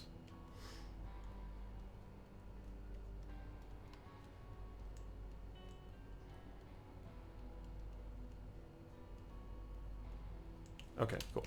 So, right, let's get to it. So, down, punch, relaxation, back to idle. Okay.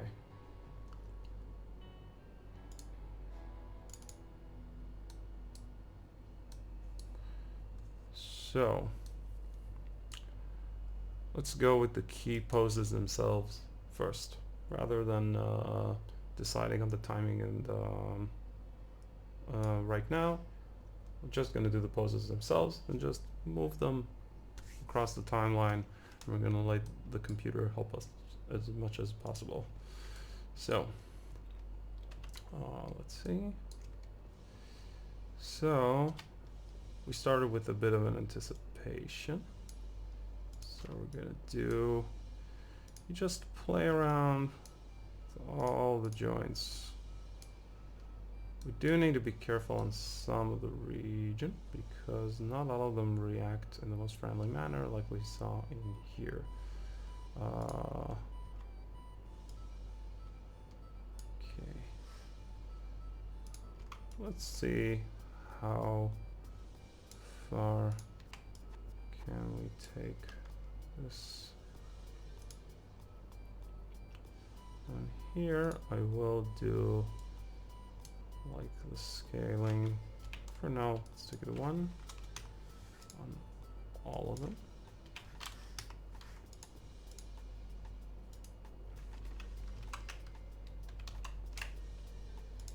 Quite a bit insane here. Thank you.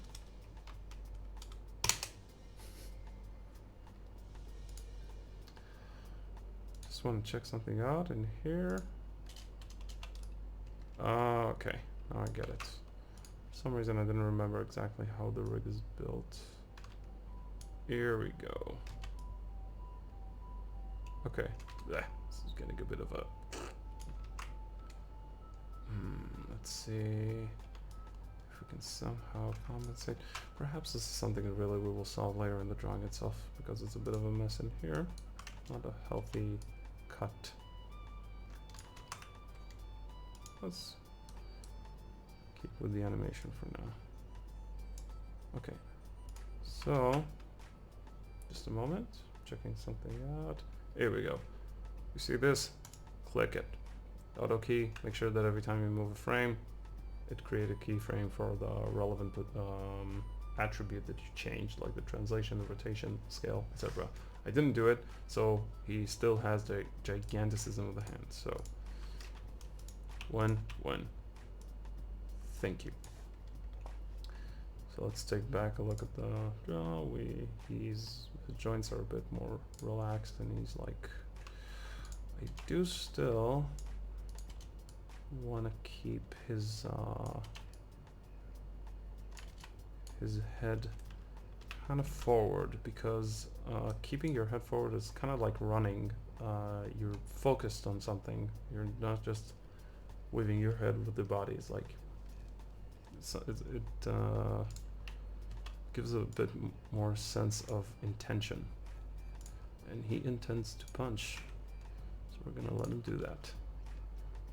So, okay, it's a bit too much. Let's let him relax the elbow a bit so he prepares for the punching. Okay, it's not bad. Let's give him a bit, even a bit more. Let's try to give a bit of a clarity, because it's a bit of a mess here. Okay, good. Two arms are getting closer together. His head is still forward.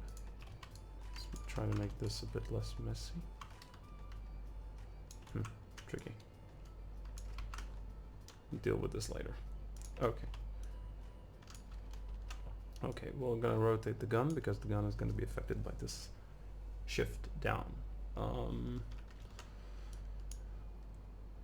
Even though it's not the quickest movement, it makes a bit of sense. Same for the tool belt. And let's see about his...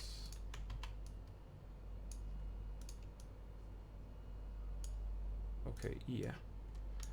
I'm gonna make sure that his upper spine is a bit more like his lower, the hip and the area which like center of gravity is gonna be a bit more straight. He's like gonna use mostly his upper body and stuff. I can, however, do this maybe. There's a lot of at least it's a lot of the cases what happened, what happens to me.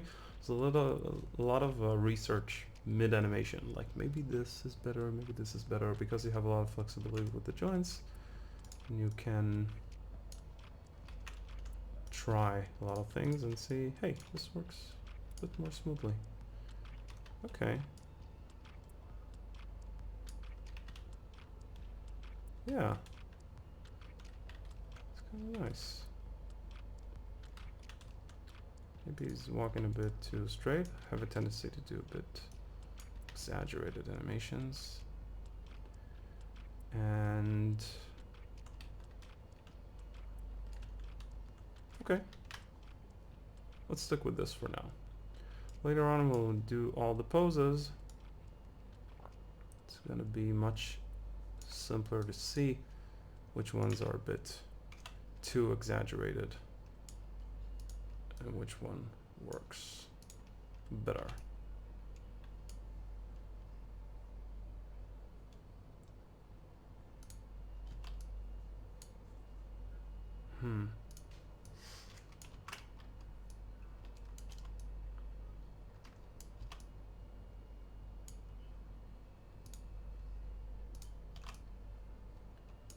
How are you doing back there, buddy? Answering people online. Cool. And trying to Is he answering well? story for Buck. Okay. Hey, Instagram.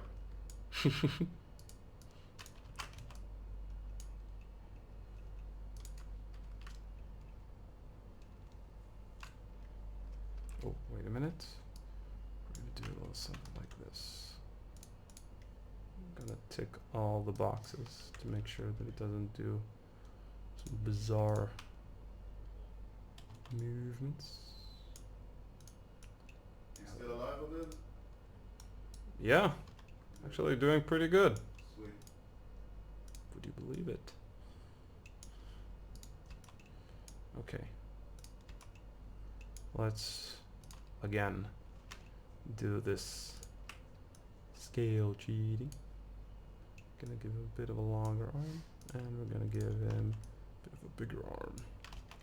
Also gonna rotate it so it's like he's not just a monotone. He's like because there's so much power in here, so it drags down. A lot of these subtleties that gives animation this feel that it's like alive. Takes into consideration a lot of physical stuff here. Like the head still is a bit down because of it, and the gun. Okay, the gun can't come out of his back. It's a bit weird. Let's take for the ears, for example. Wait a minute.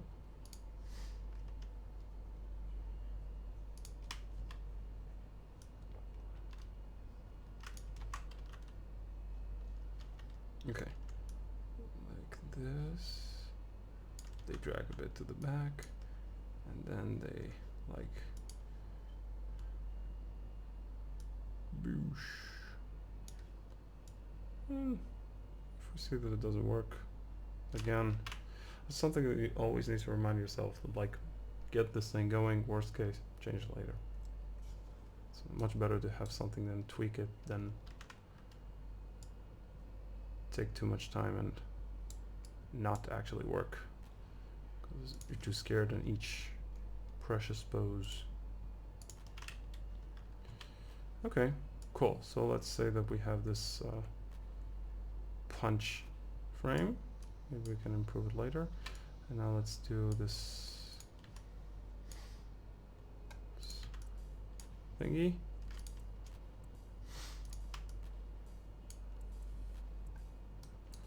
And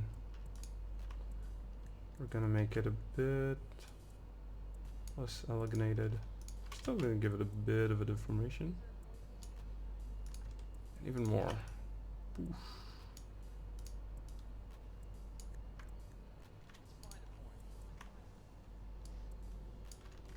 Here we're gonna even give the nose a bit of a nosedive. Because I'm so good with my puns.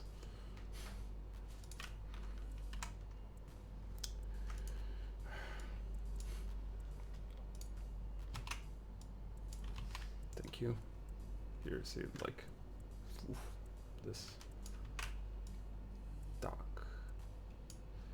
And now, let's give this to a 1. And something is a bit weird in here still. Okay, let's do it all. No. The wonders of spine. Okay. Okay. We're good. We're good.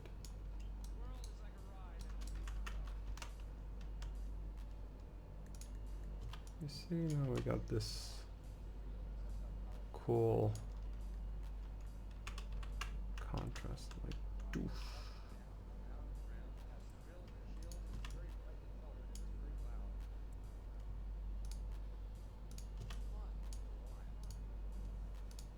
It's a bit of a volleyball player.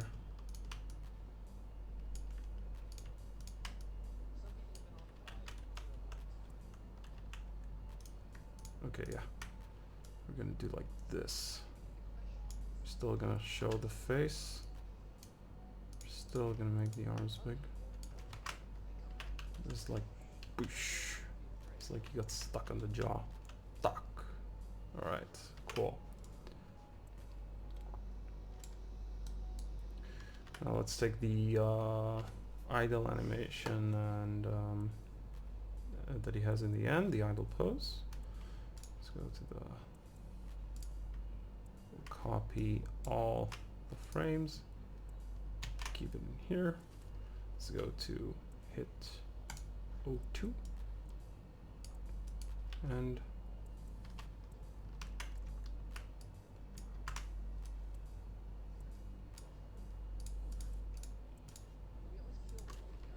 okay. Something here is a bit off. Let's make sure.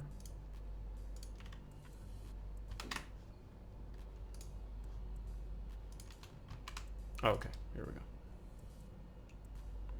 So what he needs to do is just relax a bit. Ah, cha-cha. All right. So no, you're gonna go a bit more in here. We're just gonna let the fact that there is like the interpolation just save us some time in moving the keys to the exact same place. Just copy the final pose of the idle, moved it one frame forward, see where the computer goes, and play with it.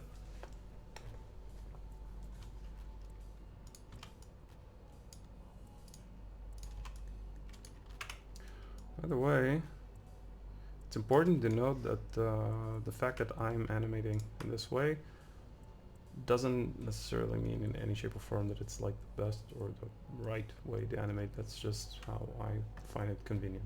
It's a healthy disclaimer because every artist has his own way of working, and it's something that you need to be aware of as well. Like, people have different ways to work and you have yours, so no worries.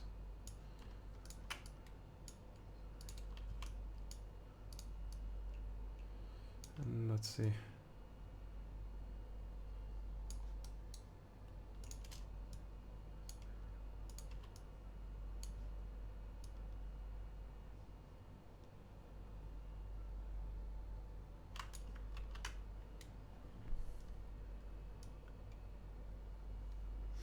Okay. We're almost done setting the key poses and then we're gonna check them out. Right. Let's give him a bit more of a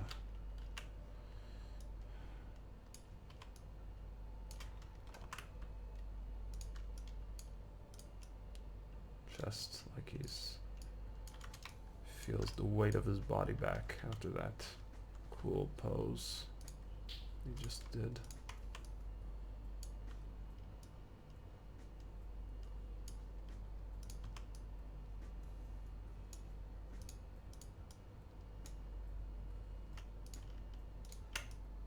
Cool. Cool. It's a bit of a large transition, but it's okay.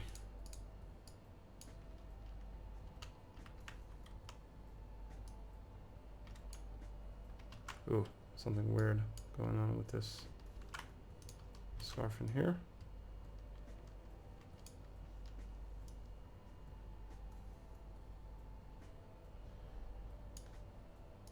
I'm gonna take the back of the scarf, let it move a bit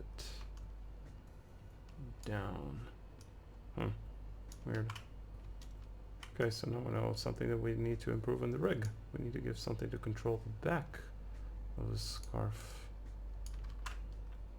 See, these are the kind of thing that happens when while you animate. You see what's missing necessarily from the rig. Here we're gonna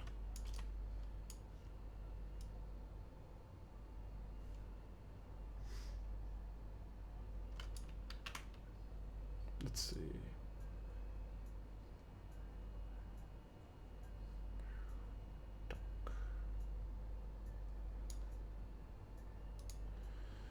Maybe let's see. Duke.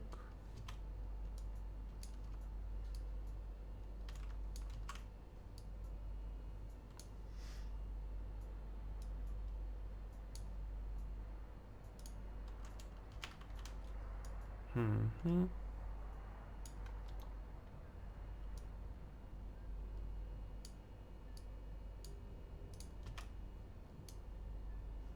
Maybe. No, this is weird. He needs to have his leg planted in the ground to give it a bit more force. Beautiful. So.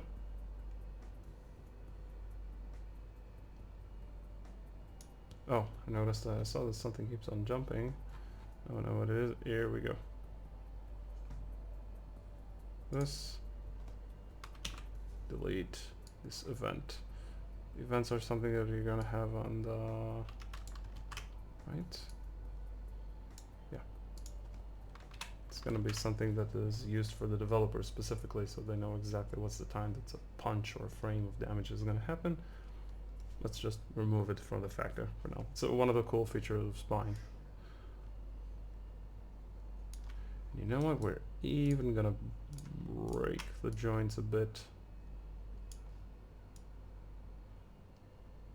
Yeah, oof. Right, gives this stock more of a feeling. We're even going to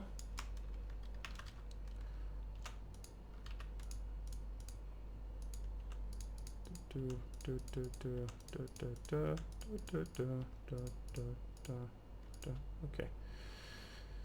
Now let's play a bit with the shear, and we're gonna give it one more pose. Let's do that it leans a bit more forward. You see? This kind of thing. These are the subtleties that I'm speaking about. See what a nice touch this gives.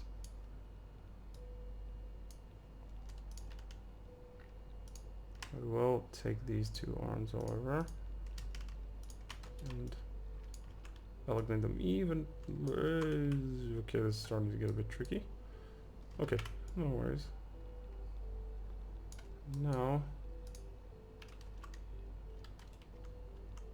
cool. Now he feels like he's more forward in the middle, boom, into the back. It's like he has a bit more weight into every punch. Need to make his arm even like longer, but I'm waiting till I have a bit of a things a bit more arranged. Here I'm gonna make sure his nose is fine. And here we're gonna have a bit of this. The chain is gonna react.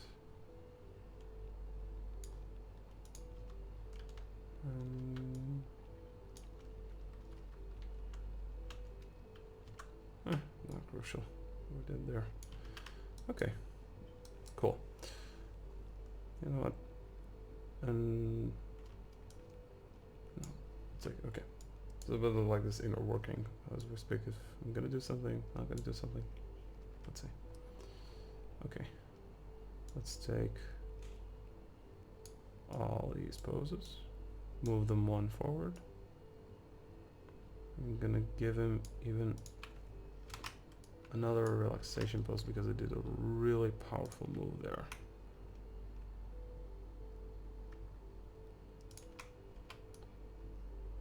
I'm gonna take like the extremes into account.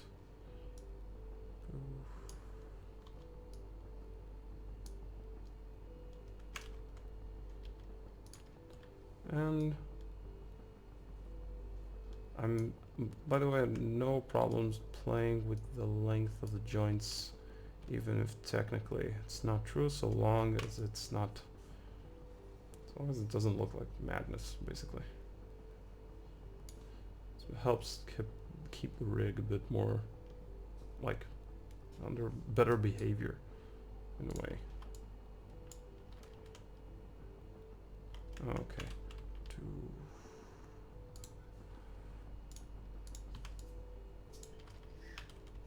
See, and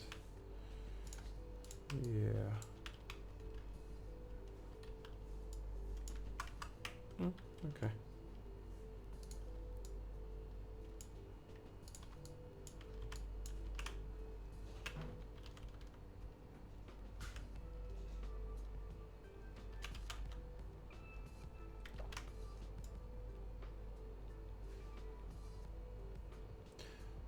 There's a chance that his leg is a bit too forward for this. But we can fix it later. So we're gonna wrap up. I'm gonna play with the timing a bit. We're gonna reach this initial pose, this initial punching animation that works on a basic level. It is asking if you can just for 1 second show the new icon, the Photoshop one. Ah, sure. You missed part 1.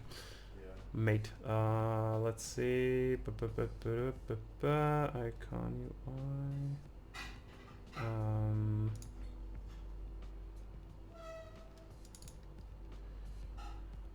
Just a sec. It's this. Let's I'll save the PNG. So we'll have like it's gonna be a bit easier to flip between them just so you'll see the difference. Saving. We'll get back to the animation in a moment.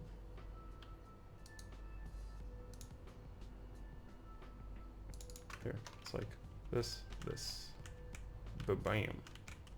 Alright, cool. Back to spine.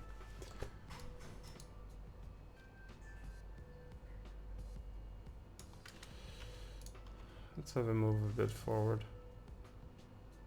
Make everything look a bit less insane.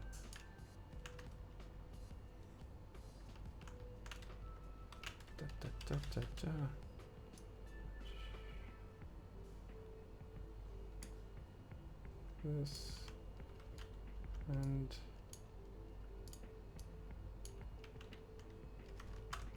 no, what was better before?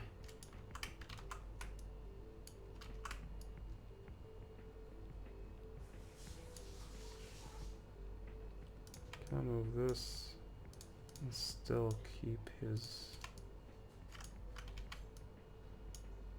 So long as I keep his torso in the back. Let's see.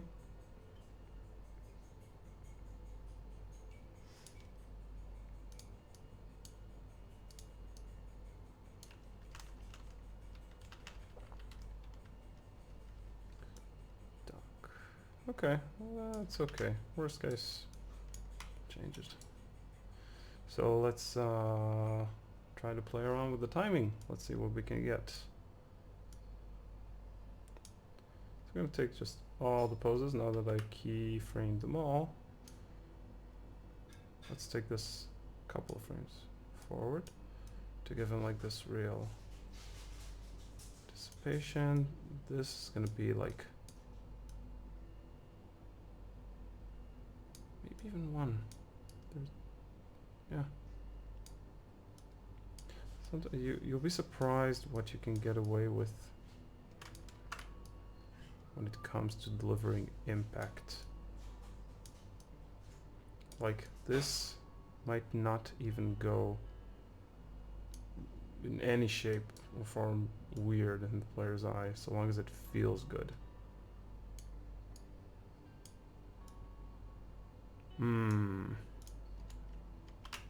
I don't know what I'm gonna do. I think I figured out the entire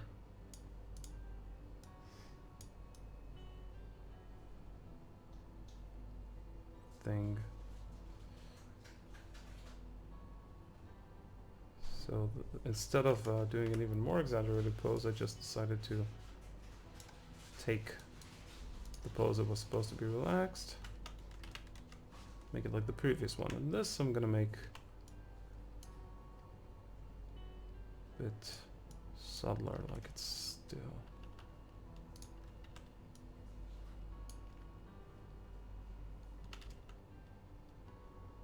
Reeling, okay. Dook.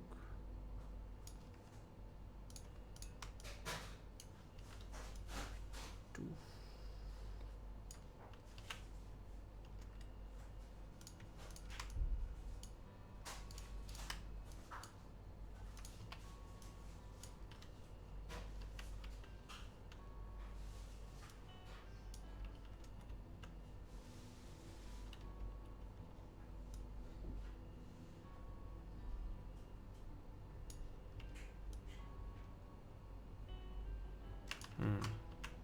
let's see. Let me take a look at the reference that I had.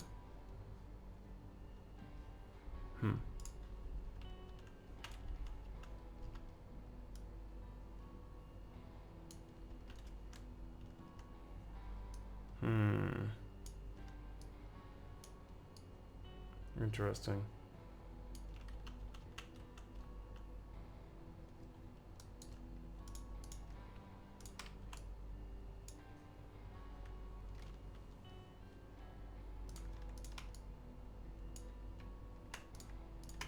Oded, want me to bring you something? You want beer? Yeah, why not? We're gonna be finished quite soon. I'm starting to get a result that I think is pretty neat and demonstrated a lot of the principles of like how I approach the animation altogether. Well, once you're happy with it, feel free. We'll crack open a cold one and still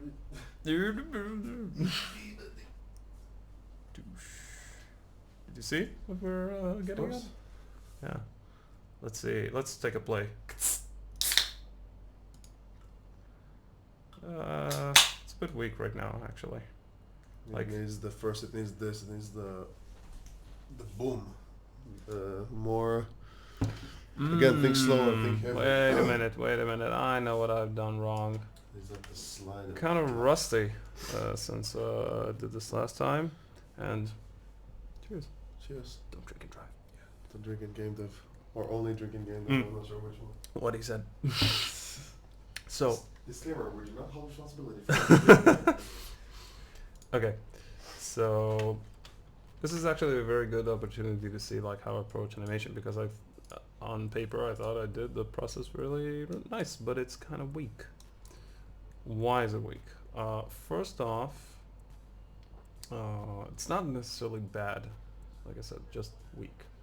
So what I can do is I can exaggerate this part much more. Let's go low. Let's give these arms already this much more anticipation.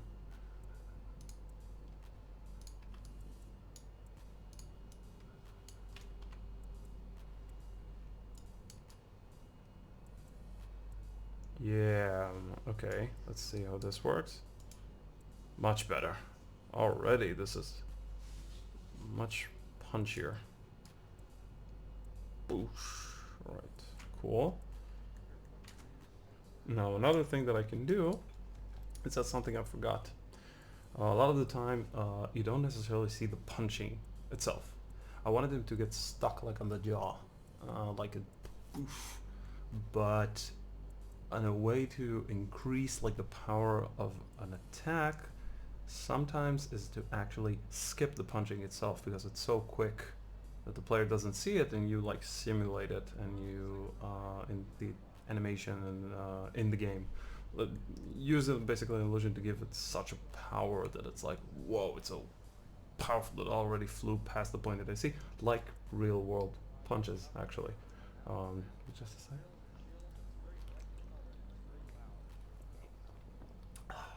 So let's do a little something like this. I'm gonna I really like the fact that it looks like he's playing volleyball with someone's head, basically. Okay.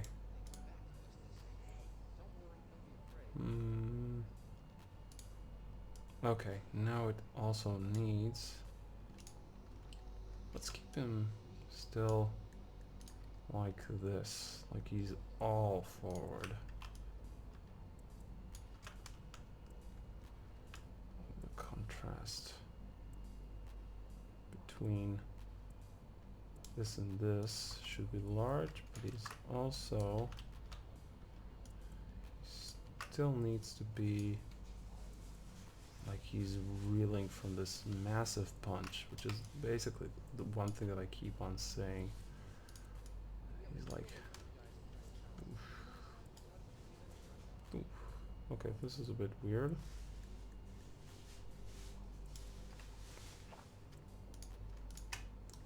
like the fact that like his arms are still kind of straight.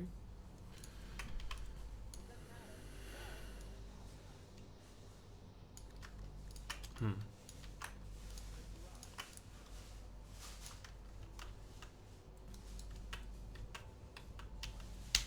Okay, it did work better than it was this actually, because of the contrast of like this and this.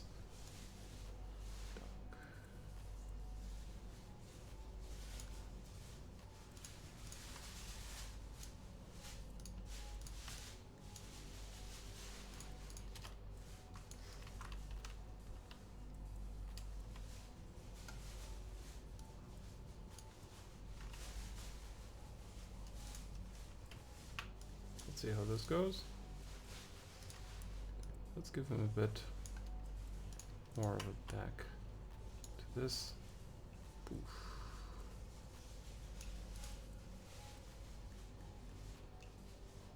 Okay, this is better. I do want to keep this and this. Let's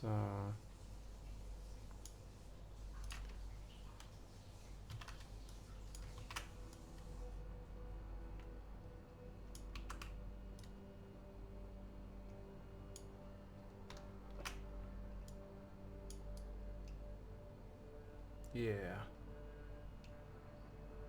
This is a bit better. Just want to make sure things are going where they're going in a reasonable time. Like his movement, the leg took such a long time to actually do like this. Yeah, I'm gonna step. And like, no. Legs move fast. They need to stabilize the body. So, move at the very least faster than they did. Okay. Let's see how we're looking. Okay, I can exaggerate. This works better, right? Yeah, it's getting there.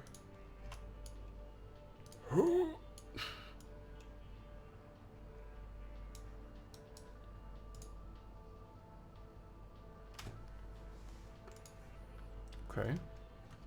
It's getting a bit better. Maybe we can do this. I do want the arms to be bigger. It's kind of silly, but it's oof.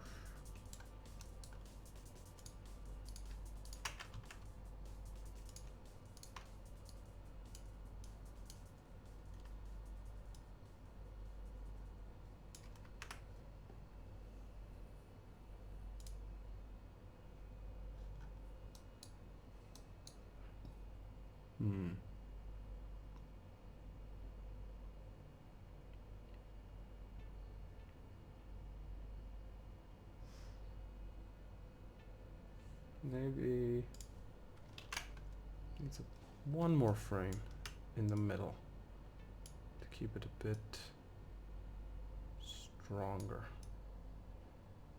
I can give it a more.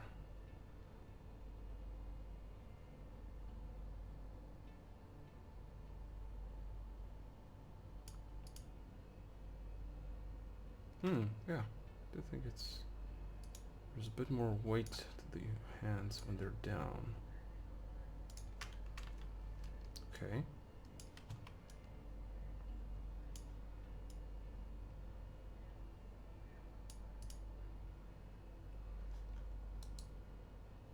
Yeah, this is much nicer, I think, at least. Boof.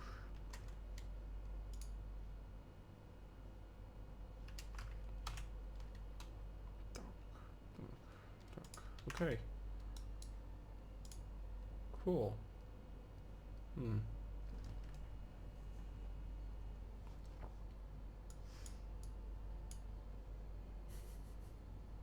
Thank you, Fear. I didn't even see the chat, but I just got a sneak peek.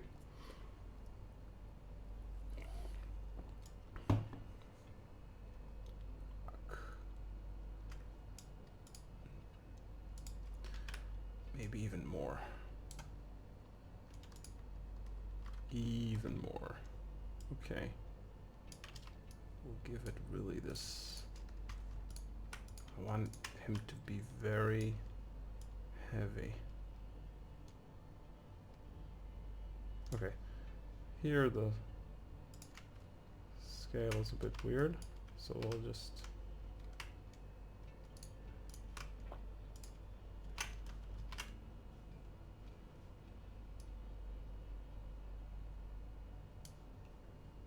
okay. Okay.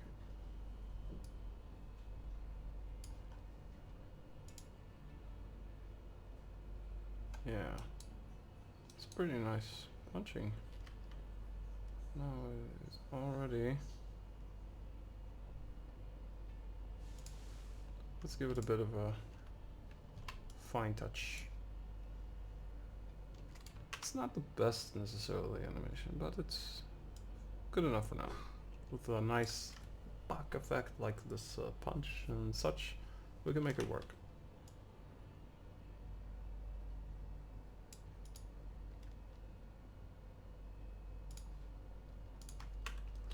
Now I will do this maybe.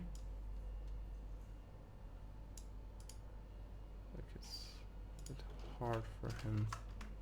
No, here was a bit much.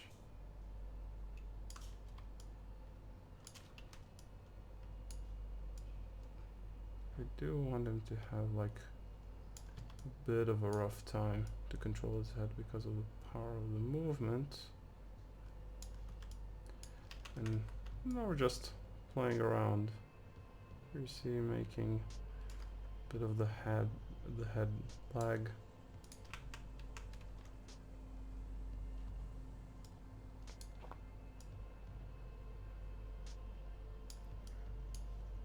And this, all these tiny little movements that make stuff much more alive in a way.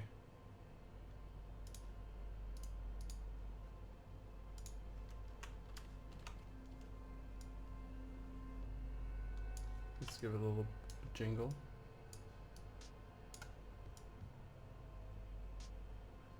Cool.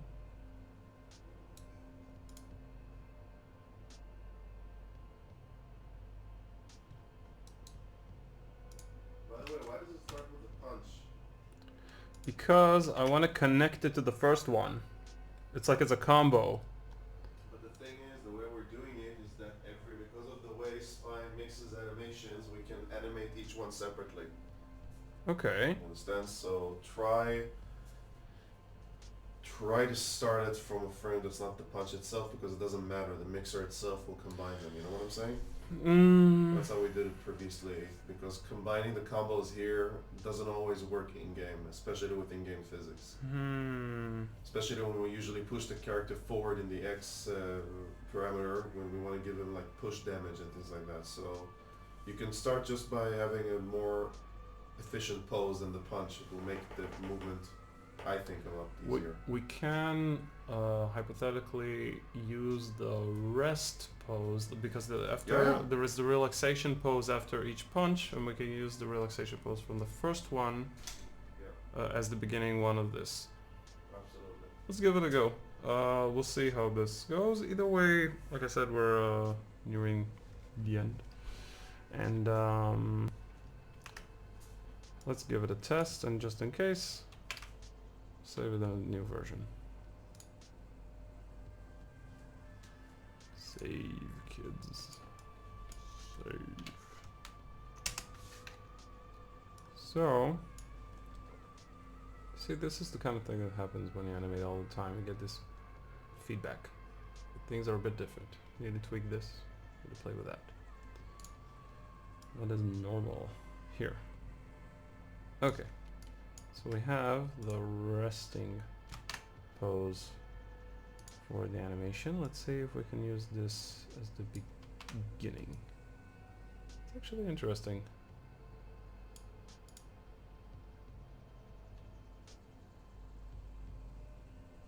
Huh. That went pretty smoothly. it will, now that we do get this pose already, I will make it even more exaggerated. Let's give it a shot. Okay, I don't want him to tie his lace.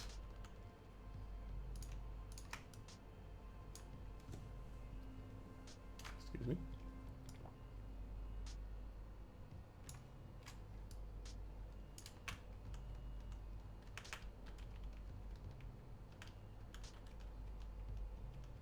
Better, right? You think? Yeah.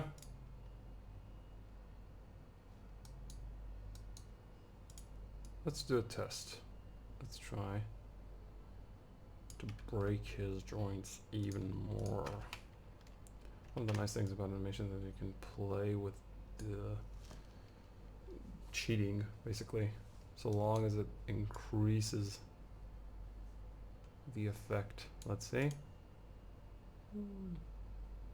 Didn't do much of a change, but it did something. Okay. Well, let's delete this goddamn event. Here we need to be careful, but it's the same problem that we had with the previous, and we said we'll fix it with the drawing, so no matter. Right. Boosh. Okay.